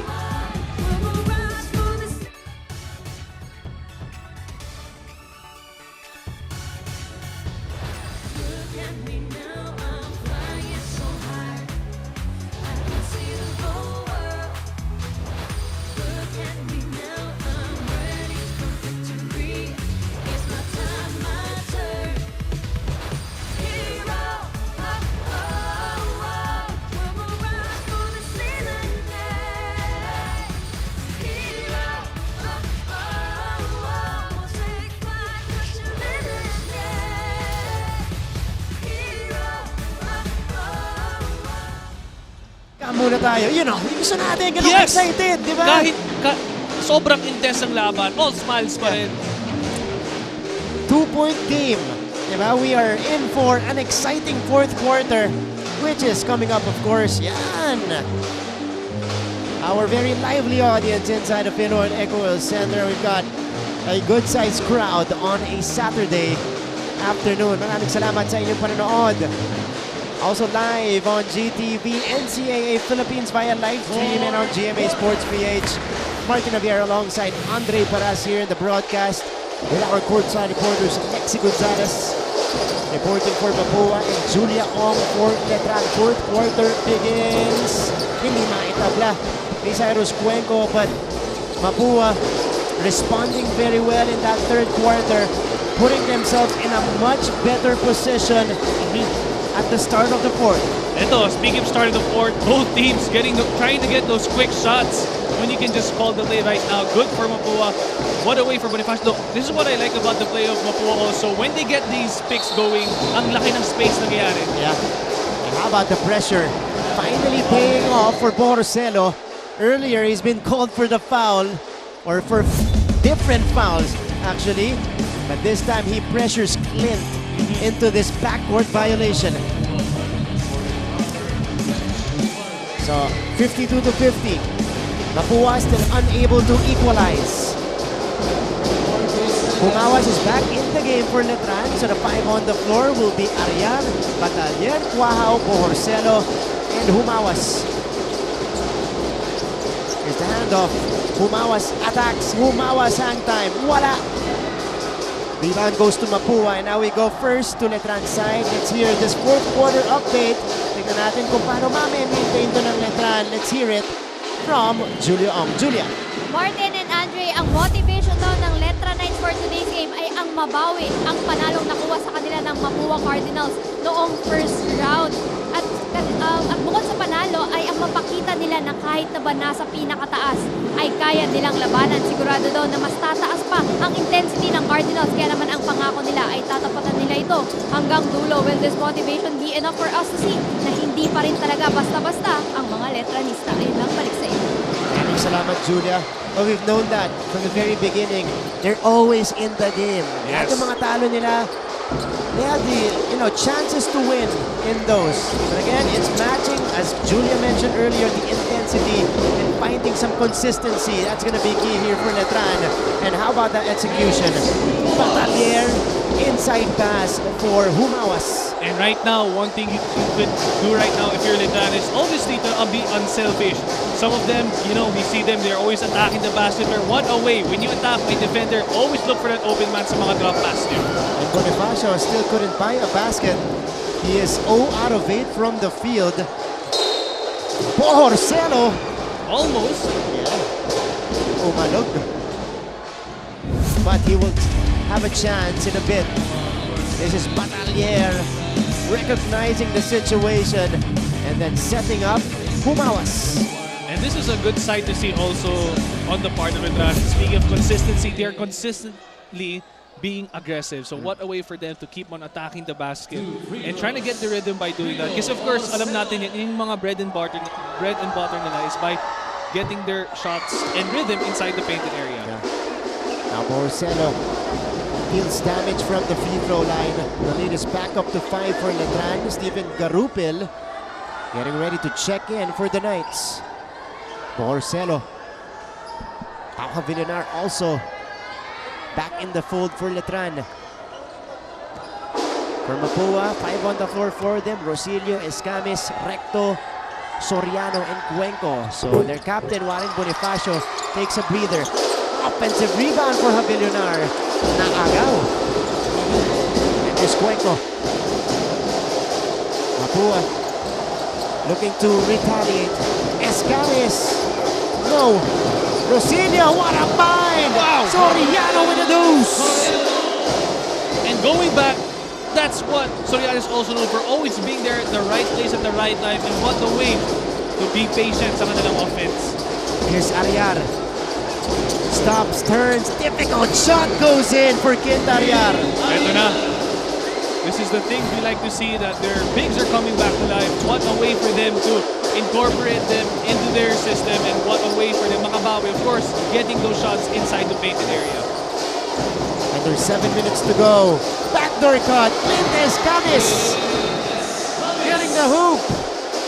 Miscommunication there on defense. So if you're Letran, you just gotta make your voice louder so you can tell each other what to do, kasi mahirap dyan kahit hindi mo tao. You have to really be alert. Ariar for 3. Kaboom! Big triple for Clint Ariar. That's Kit Ariar rather. And it's now a 6-point lead. So like we said, it's the fourth quarter. That's how they can close out the game. At the same time, how and who will be more consistent. Oh, Recto loses it. Bohorcelo ahead of the pack. Oh, misses the layup. Humawas. Yes. And the lead is back up to 8 for Letran. What a fight for the Knights here in the fourth quarter.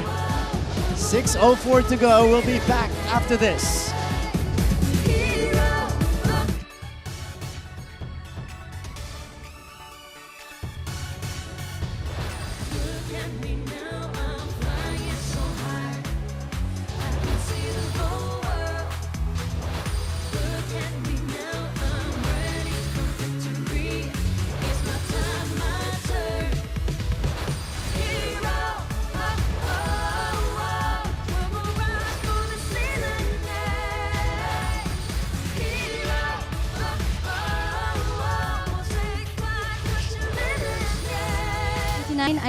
I'm Lexi Gonzalez reporting dito sa Mapua side. Ang gusto lang naman daw ni Coach Randy Alcantara ay i-maintain ng kanyang team ang momentum dahil nga pilit na pilit silang umahabol para manalo sa laban na ito. Sabi nga sa akin kanina ni Cyrus Cuenco, bago pa man mag-umpisa ang laro, hindi raw sila naniniwala sa swerte pero sa sipag. Manaig kaya ang sipag at aggressiveness ng Mapua para manalo. Yan ang tutukan natin, Martin and Andre. Maraming salamat, Lexi. Hindi natin kine-question ang sipag ng Mapua. But right now, they're being outworked. And again, their efficiency on the floor in terms of their shooting has gone down. Yes. Especially at the start of the fourth quarter. So yung kailangan talaga dyan is you have to control the pace. No more rush shots. At the same time, look for the person who has been consistent. Obviously, like this, yung mga sa loob ng basket, try to be more consistent in finding the man inside the paint. Kasi kita-kita naman na they are struggling from beyond the arc. Yeah. Pero you can see naman there's some light when it comes to the mid-range. But yun nga lang, they don't get to go that far. So might as well look for the big men inside the painted area. There's Jopet Soriano. Tapos dun sa kanyang floater. But his captain, Warren Bonifacio, cleaning it up. And one. Here's the bonus. Bonifacio calmly sinking the free throw. So it's a 5-point game. Second straight game for Mapua. And they're struggling from the outside. That's a foul on the rookie, Peter Rosilio. And check out this sequence right here. Ariar, how about this? Making, turning again. Wow. With a defender all over him. And then nailing a triple. Again, Ariar making an impact for Letran in the fourth quarter. Off the bench today, itong si Ariar with 11 points and 5 rebounds. Dagdagan mo pa ng 3 steals. And talk about the hustle. And if more players have the same energy right now, sana maging contagious ang kanyang energy because that's what the Letran needs right now. They have to be consistent, obviously, in their offense and, of course, defense. Uy, teka lang. Meron ulit tayong extra activity. That was Javillonar and Bonifacio Anyu. Huh. Okay. That's their second clash, by the way. That was not a replay from earlier. This is a different clash. So let us see kung anong tawag ng ating mga referee. Again, Letran doesn't need that. You know, they still have a little bit of momentum left in this fourth quarter. And they have the 5-point lead. So we'll see. I don't think they'll upgrade though. But it all depends on our referees led by crew chief and FIBA International referee Mike Tolentino. Natin kung ano magiging desisyon nila. 62-57. Letran led it by as many as 11 points earlier in the third quarter. Tapos hinabol na sila nitong Mapua Cardinals. Mapua was able to get within 2. Yes. But they weren't able to equalize. Yun yung naging problema. Dun sila tumigil. And going back to Letran, kita nga natin sa first half, Paulo has been silent, pero yung contribution naman niya sa defense, he has a good number of minutes of obviously being on the court and being there for his teammates as Yeah. well, facilitating the floor as the veteran he is. And as of now, kahit sabihin natin na he's struggling from the field, the team still needs him. Kasi, bilog ang bola, anything can happen. Yeah. They really need him to be consistent in the court by being aggressive, but not this kind of aggressiveness, obviously. And Warren Bonifacio has been, well, a target today. That's a third encounter now with a Letran big. 5-4 to 1 to go dito po sa ating laban. Again, the Mapua Cardinals 8-2, leading the pack in NCAA season 99. Number 1 team right now, but they are endangered of losing 2 straight games if they drop this one. Okay, tingnan natin ulit.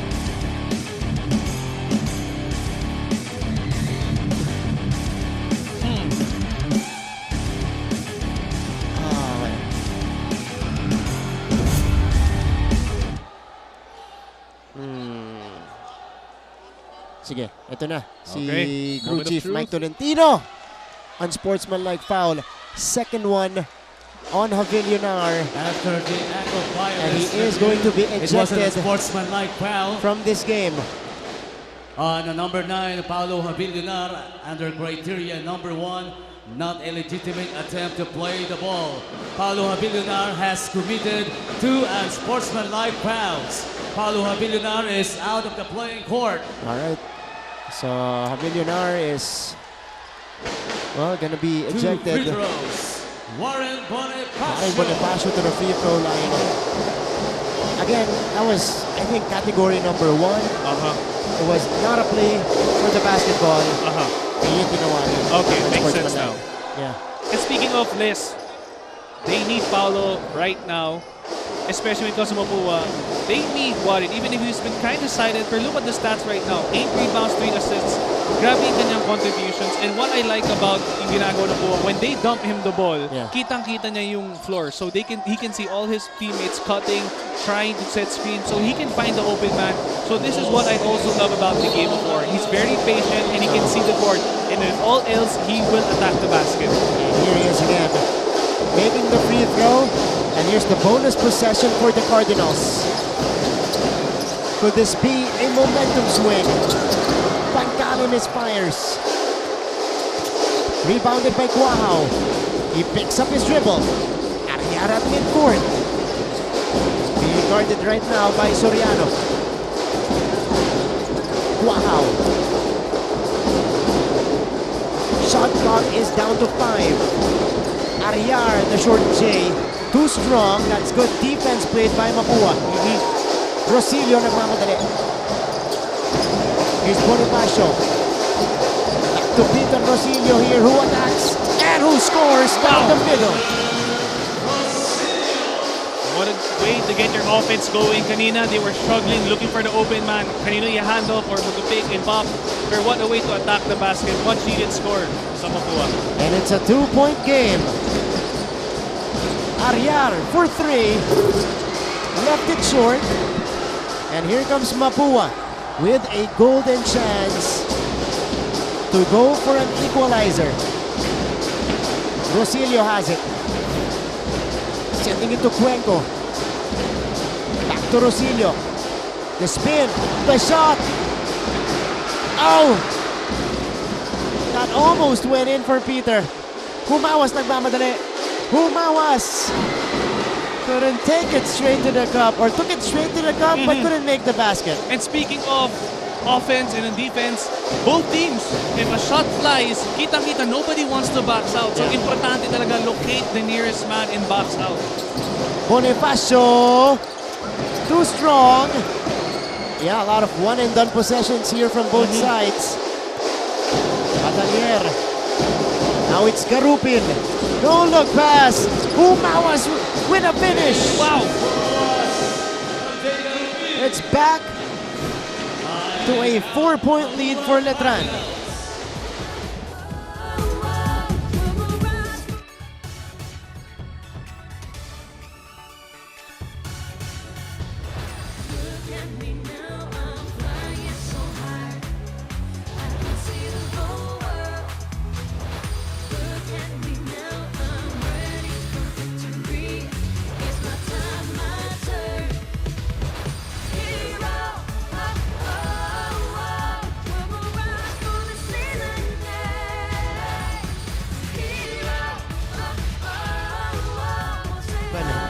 upcoming schedule for the Mapua Cardinals. And again, we'll give you updates of each team per game. Ayan po, susunod nilang kalaban.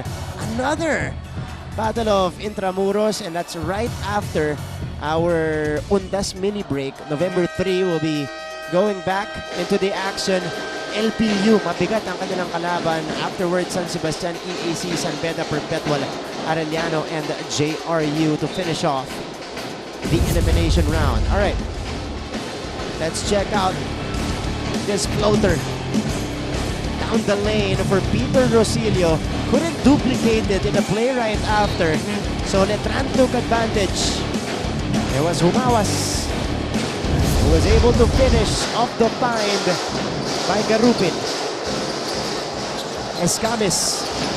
Hernandez. Oh, losing it. A crucial turnover for Mapua.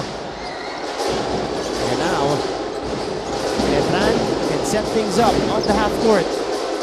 No need to hurry. Garupin trying to shake off Rosilio. Picking up his dribble. Nowhere to go. Raisin was pushed by Escamis. You can already see both teams wanting.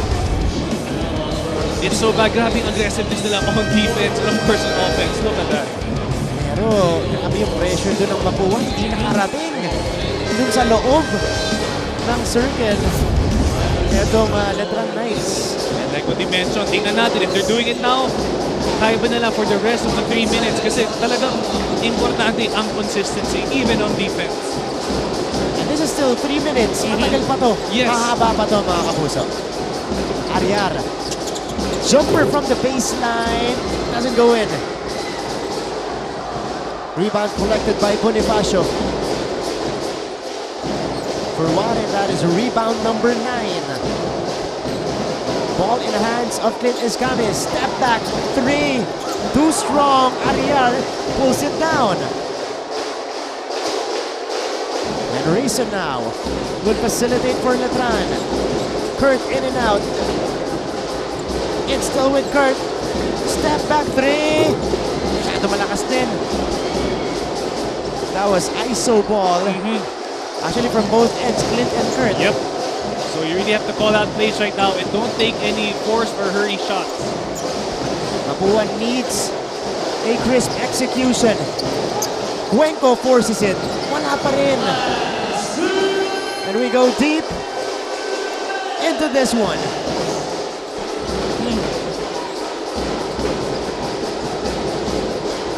Letran doesn't have a timeout remaining. Mapua has 2. Final 2 minutes of this game. Soriano called for the foul. One more will put Mapua in penalty situation. Coach Renzi calling fist. Let's see how Letran will execute.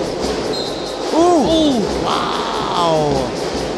Offensive foul on the screen against Bohorseno. I mean, yes, you want to be aggressive, but not too aggressive to the point na magkaka-foul kayo offensively. Yeah. You saw it right there. Escamis.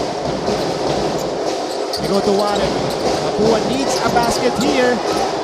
Soriano. Escamis has 6 to work with. Bonifacio.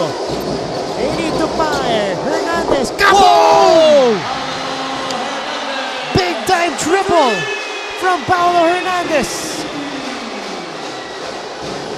Woo! 1-point game. Raisin. They go back to Kurt. Raisin. Oh! Called for the travel. Mapua gets a stop. And how about this? Paulo Hernandez shooting this one from Intramuros. Wow! Nothing but net. Cold-blooded 3 from Paulo Hernandez. And Mapua has a golden chance of taking the lead right here. Pull-up jumper for Clint. That's good! Mapua takes the lead. Clint Escamis with his 19th point of the game. How about this? Wow! Pull-up jumper with the bother from the defense, didn't matter. He gives us our 4th lead change of the game. And Clint Escamis with yet another clutch basket. It's Clint time, he says.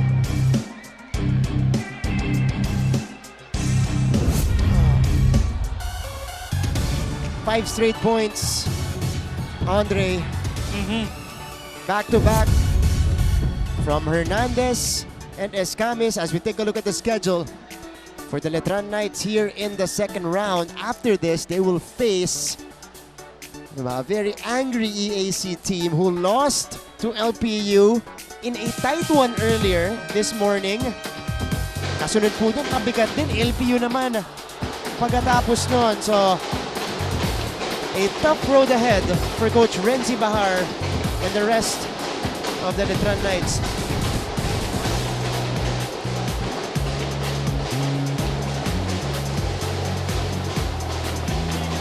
All right. You guys are looking at our toughest player of the game, Kevin Santos of Letran. Of course, Kevin Santos, 2.6 boards today. Yamaha Mio Gear, play your tough. Kevin Santos, our toughest player of the game. A lot of time on the clock though. 49 and change. And Letran has a chance to take back the lead. And they do! Teyok, wow! With a quick 2. 66-65. What a way to be aggressive at the part of Letran. Yeah. Who will Mapua go to? It's back to Hernandez. Cow. 2, 1, an extra pass. Jovic is free. Soriano.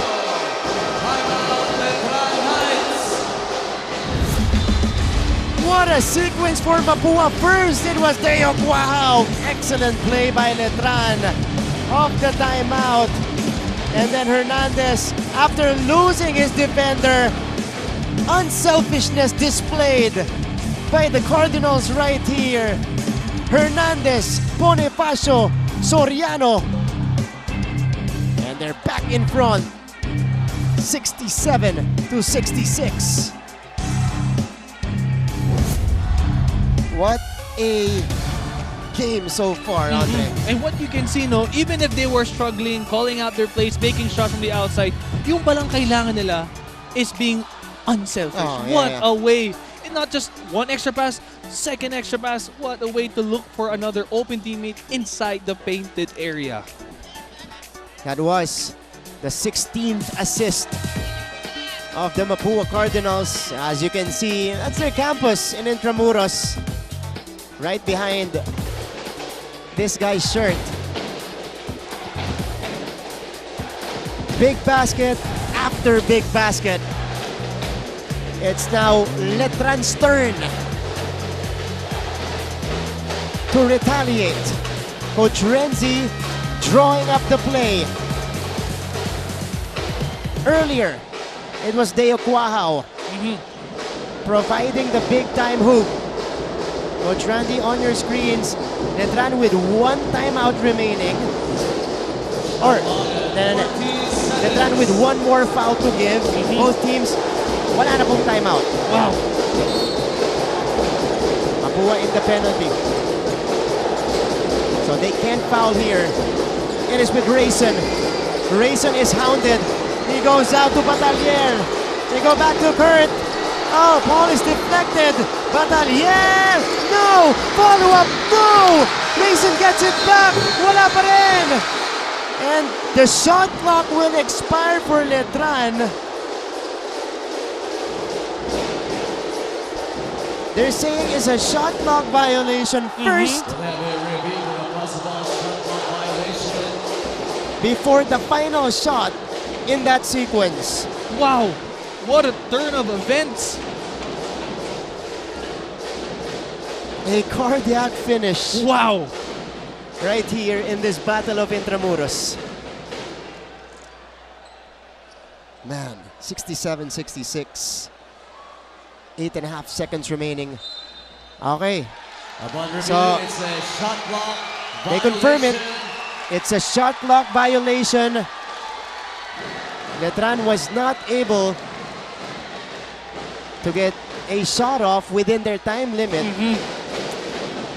Kasi hindi tumama sa bola yung mga sa bola sa ring yung mga attempts. Yes. And at times like this talaga, you have to be aware of the time. Yung nga lang, medyo late sa rebound or sa kanya pag-execute ng offense. Alright. But this is not yet over. Okay. Letran could go for the steal or they could foul. They have one more foul to give, so they have 2 chances to actually go for the steal. Yes. And then if they don't get the steal, they can foul and put Mapua back to the free throw line, where the Cardinals, well, they've been solid today, 15 out of 20. But even if Mapua makes both free throws, in the scenario later, babalik ang bola sa Letran, it's still a 1-possession game. Exactly, or in other words, anything can happen. Anything can happen, that's true. 11.6 seconds. They reset the clock to 11.6. And in basketball terms, obviously, this is a lot of time to draw up a play. Yeah. And of course, I guess for both teams, you got to take your time and be aware of the time because it's on your side right now. Yeah. Dito masusubukan ang ball pressure ng Letran Knights. Again, one more foul to give for them. Both teams without a timeout. So Mapua has to inbound this full court. Trigger man is Paulo Hernandez. Looking for a teammate. He gets into Cuenco. And here's the quick foul after that swarm. So that was their foul to give. Next one would put them in the penalty. So if you're in this position, you have to give the ball to a great free throw shooter. Again, Paulo Hernandez tasked to bring the ball in.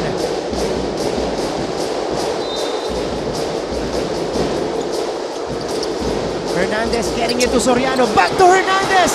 What an escape for Mapua. Wow! Letran needs to foul. And they foul Clintes Gamis. But at least, I don't know, 7 seconds, 7 to 8 seconds. Wow! Taken off the clock. Grabe, I think that's the first time I've seen Paulo run that fast in today's game. Wow. Court to court. What a smart play. And again, quick thinking for the Cardinals as well. But this is still 1.5 seconds left.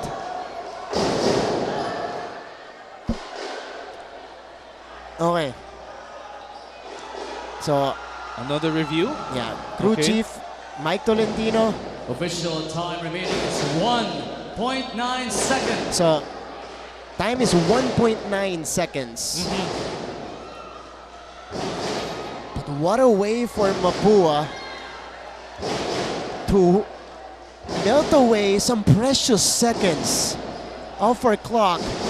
And now, the game plan could be make the first, miss the second, and maybe try to get the rebound. Yeah, just let the clock run.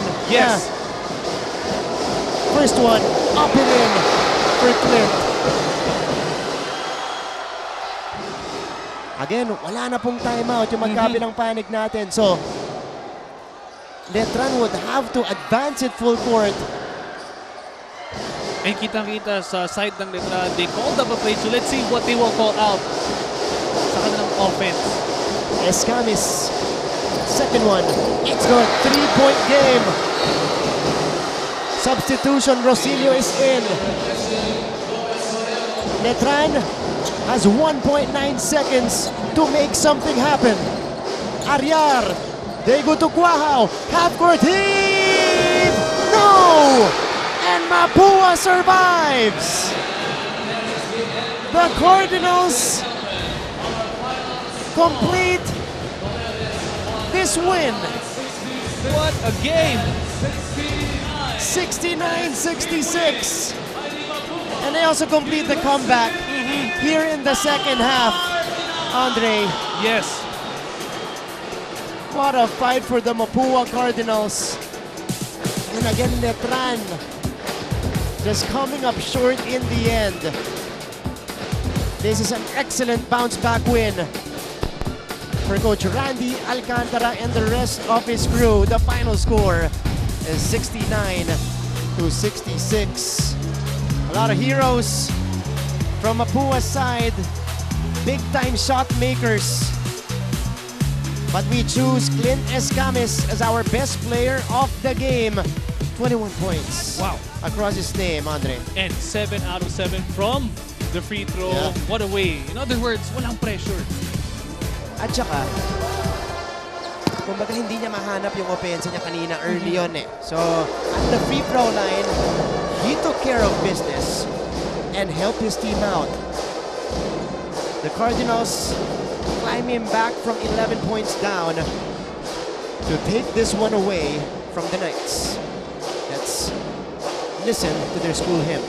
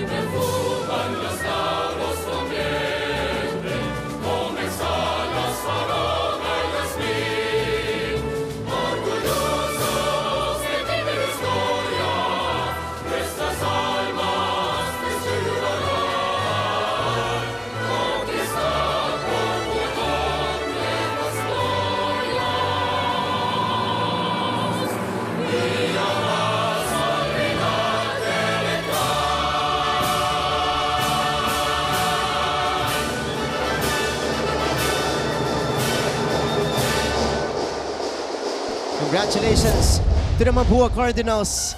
A bounce-back win over their rivals in Intramuros in the Letran Knights. The final score is 69-66. All right, we are joined right now by the winning head coach from Mapua. Okay, mamaya po, makakausap natin siya sa pagbabalik ng NCAA Season 99.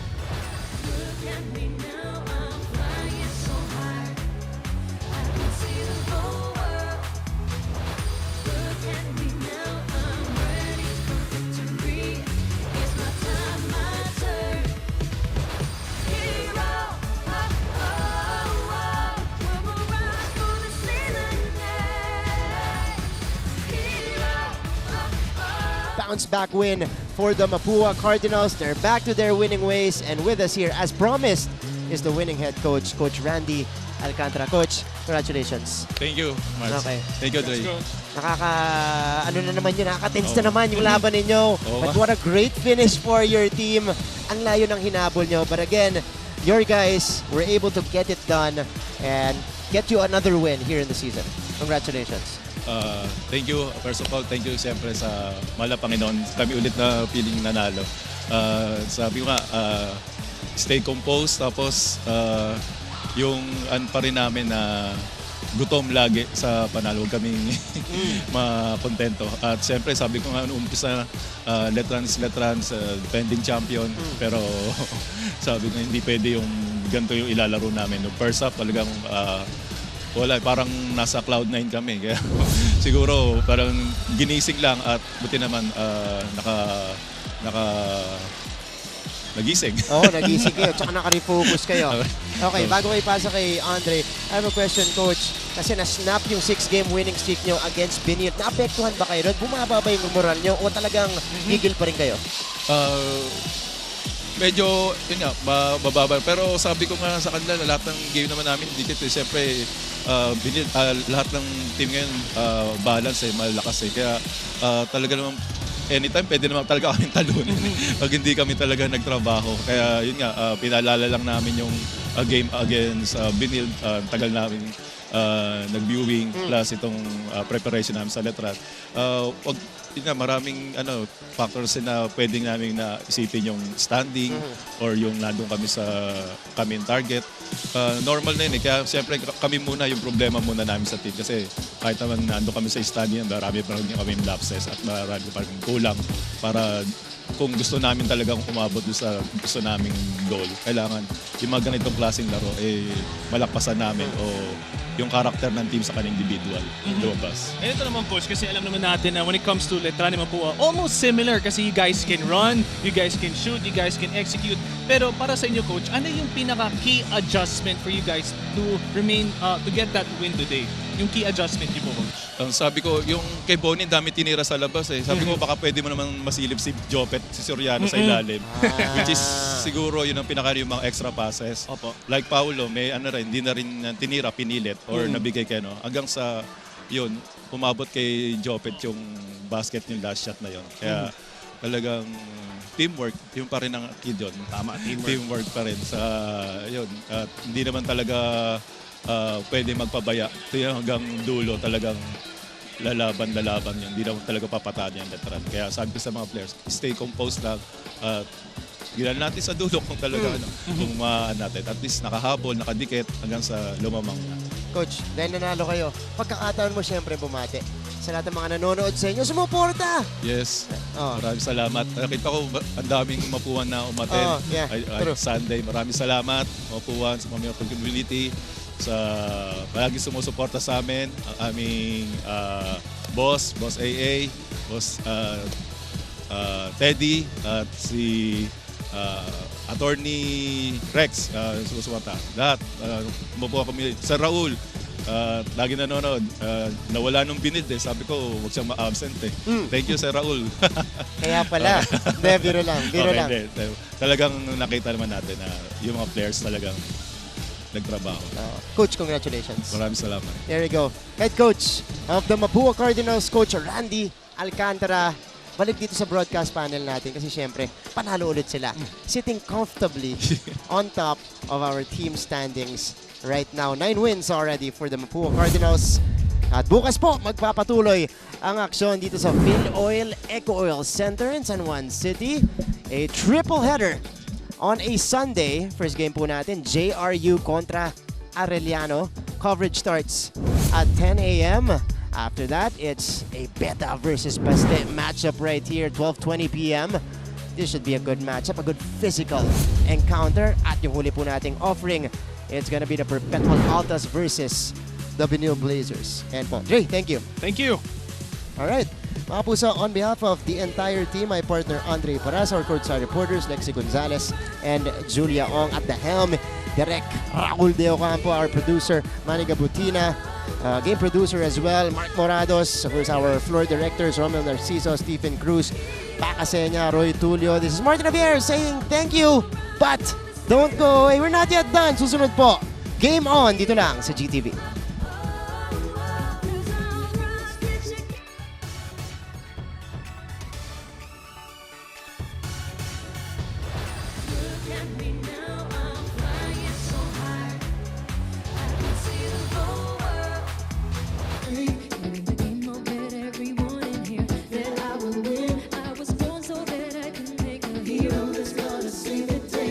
I'm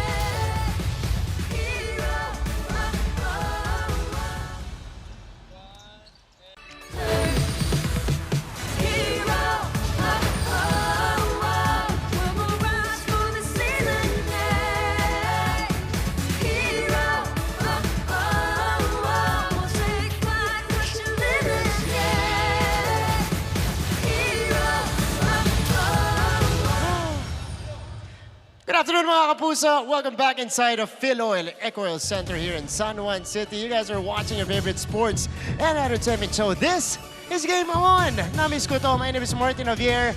Right after that exciting encounter of the Battle of Intramuros between Letran and Mapua. Mapua coming out on top 69-66. Again, reintroducing myself. My name is Martin Javier. Just covered that game. But of course, with me here is our junior anchor, Nax. Not courtside reporter anymore, Miss Chantal Laude. Hello, Chantal. Hi, Martin. It's so good to be back here in Philoil. Pero Martin, alam mo, it's good and I'm so excited na meron ulit woman here sitting in Game On. That's true though. Been a while. Yes. Yeah. Related doon, Martin, meron akong konting sports updates. Okay. Dahil katulad ng isang babae na nakaupo dito sa Game On seat, ay meron din tayong mga iba't ibang women in sports na deserve naman bigyan ng karangalan. Okay. Of course, everyone here knows Alex Ayala. Right? Okay. So si Alex Ayala, one of our youngest tennis star at hindi lang sa Philippines, pero siya ang ating top tennis player sa buong Southeast Asia. Kilalang kilala si Alex, pero meron pa tayong mga pangalan na underrated man ay kailangan nating bigyan ng kanilang deserving spot to be recognized. At isa dyan si Cheska Centino, 24 years old, ang bagong World Pool Billiard Association or WPA Women's 10-ball champion matapos itong talunin si Yuhan ng China na 3-time 9-ball world champion lang naman sa kanilang Race to 9 finals na ginanap nitong linggo sa Austria. Yeah, that's great news. I want to start with Alex first because I got to talk to Alex, a one-on-one interview. She's based now in Spain and yung nangyari kasi sa kanya sa Asian Games, she took home 2 bronze medals, one in mixed doubles, one in the singles category. Yung nangyari sa kanya dun sa singles division, it was actually a big moment for her because she was facing a top 25 player in Zheng Qinwen who is coming off a great campaign in the US Open, beat a top 5 player in Ons Jabeur, tapos muntik ng talunin. Neto ni Alex Ayala. And such a young age, napaka well achieved, showing really the fierce women in sports. Yeah. Okay, so ano pa ba? Meron ka ba bang update sa atin? Kasi marami to ha. Marami, Martin. Let's go to another woman. I'm very excited for this. Alam mo, it's not just a year for women, but it was just a week dahil napakarisan nito. Tagumpay na naman si Keith Ryan Cruz, 15 years old, batang-bata. So World Table Tennis Youth Contender sa Puerto Princesa this 2023. Nasungkit ni Keith ang title ng Under-19 Girls Singles matapos talunin ang top seed at World Youth number 15 na si Sally Moylan ng USA. Wow, congratulations. Ayan po, just 15. Yes, 15 years 15 old years lang, old. Okay, bright future ahead. Kita mo naman, diba, we are well represented in women's sports and I'm pretty sure we will continue to achieve on the international stage and on the world stage. Pero meron pa, speaking of the world stage, pumunta naman tayo sa Jiu-Jitsu. Recent to Martin. Go ahead. Alam mo, usually kapag mga ganitong sports, lalaki yung iniisip natin. But for this time, si Kyla Napoles, 25 years old, kauna-unahang gold medal sa 2023 World Combat Games sa Riyadh, Saudi Arabia. Si Kyla ang ating naging pambato as what you mentioned sa Jiu-Jitsu women below 52 kilograms event. Grabe, Martin, hindi natin naakalain pero even with sports na physical yung required sa atin, physical strength, nagiging top acers ang ating women. Ang Pilipinas, ito ang iba talaga. Dagdagan ko lang ng konti, we gotta zoom in on Jiu-Jitsu kasi naka-gold medal din po tayo sa Asian Games care of Meggy Ochoa. At alalahanin ko yung pangalan ng isa niyang teammate. But again, women representatives in the sport of Jiu-Jitsu continue to excel. And I believe we have one more and it's one of my favorite sports right now. Well, Formula 1 is my favorite but she competes in F1 Academy. Sige, sino to? Martin, syempre, siguro idol mo to, no? Kasi of course, siya lang naman, proudly Filipina Bianca Bustamante has become the newest addition to the McLaren Driver Development Program. 18 years old lang, Martin. But Bianca is making history dahil siya ang kauna-unahang female driver na magiging bahagi ng prestihiyosong British Driver Development Program. Oh, yeah. At hindi lang yan, because Bianca will represent McLaren on the 2024 Formula One Academy grid. And she is set to drive, of course, sa ating Art Grand Prix in the all-women junior formula category. Grabe. Kakaiba talaga ang ating Filipina spirit. Hindi lang sa usual volleyball and basketball, pero sa variant sports from racing to table tennis. That's right. I want to emphasize on the resilience of Bianca Bustamante. Nakausap ko rin to. I was able to interview her, a few weeks ago. At yung pinagdaanan nila talagang ginapang ng magulang niya. Kasi alam natin, mahal yung pagre-racing. Milyon ang ilalabas mo dyan. But for her to get to this level, McLaren is a very prestigious, company, as you mentioned. She's coming off Premier Racing, which is, of course, a subsidiary of Ferrari. Now, to McLaren, she's going to be the top driver there in F1 Academy. Congratulations to Miss Bianca Bustamante and, of course, to the rest of our women athletes. Yes, Martin. Continuously making her story here in the Philippines. Iba't ibang pangalan ang narinig natin. But for sure, marami pa tayo maririnig na mga pangalan and years to come here in the Philippine sports. That's right. Okay, Chantal, thank you so much for giving us all these updates. This is our first edition of Game On in a while, especially, this season. It's been jam-packed all throughout, our first since opening day. So, Chantal, maraming salamat. Thank you so much, Martin. Okay, mga kapuso, salamat din po sa inyong pagtutok all throughout the day. Magmula po kaninang umaga kung saan nanalo ang LPU Pirates kontra sa EAC Generals. The final score was 81-78. Papunta po ngayong hapon. Exciting game ulit. Battle of Intramuros was won by the Mapua Cardinals 69-66. And on behalf of the entire team, including my partner here, Miss Chantal Laude, kami po na bumubuo ng GMA Sports, GMA Synergy at GMA Regional TV. Nagpapasalamat po sa inyong pagtutok sa NCAA Season 99 at syempre po sa pagtutok nyo in this edition of Game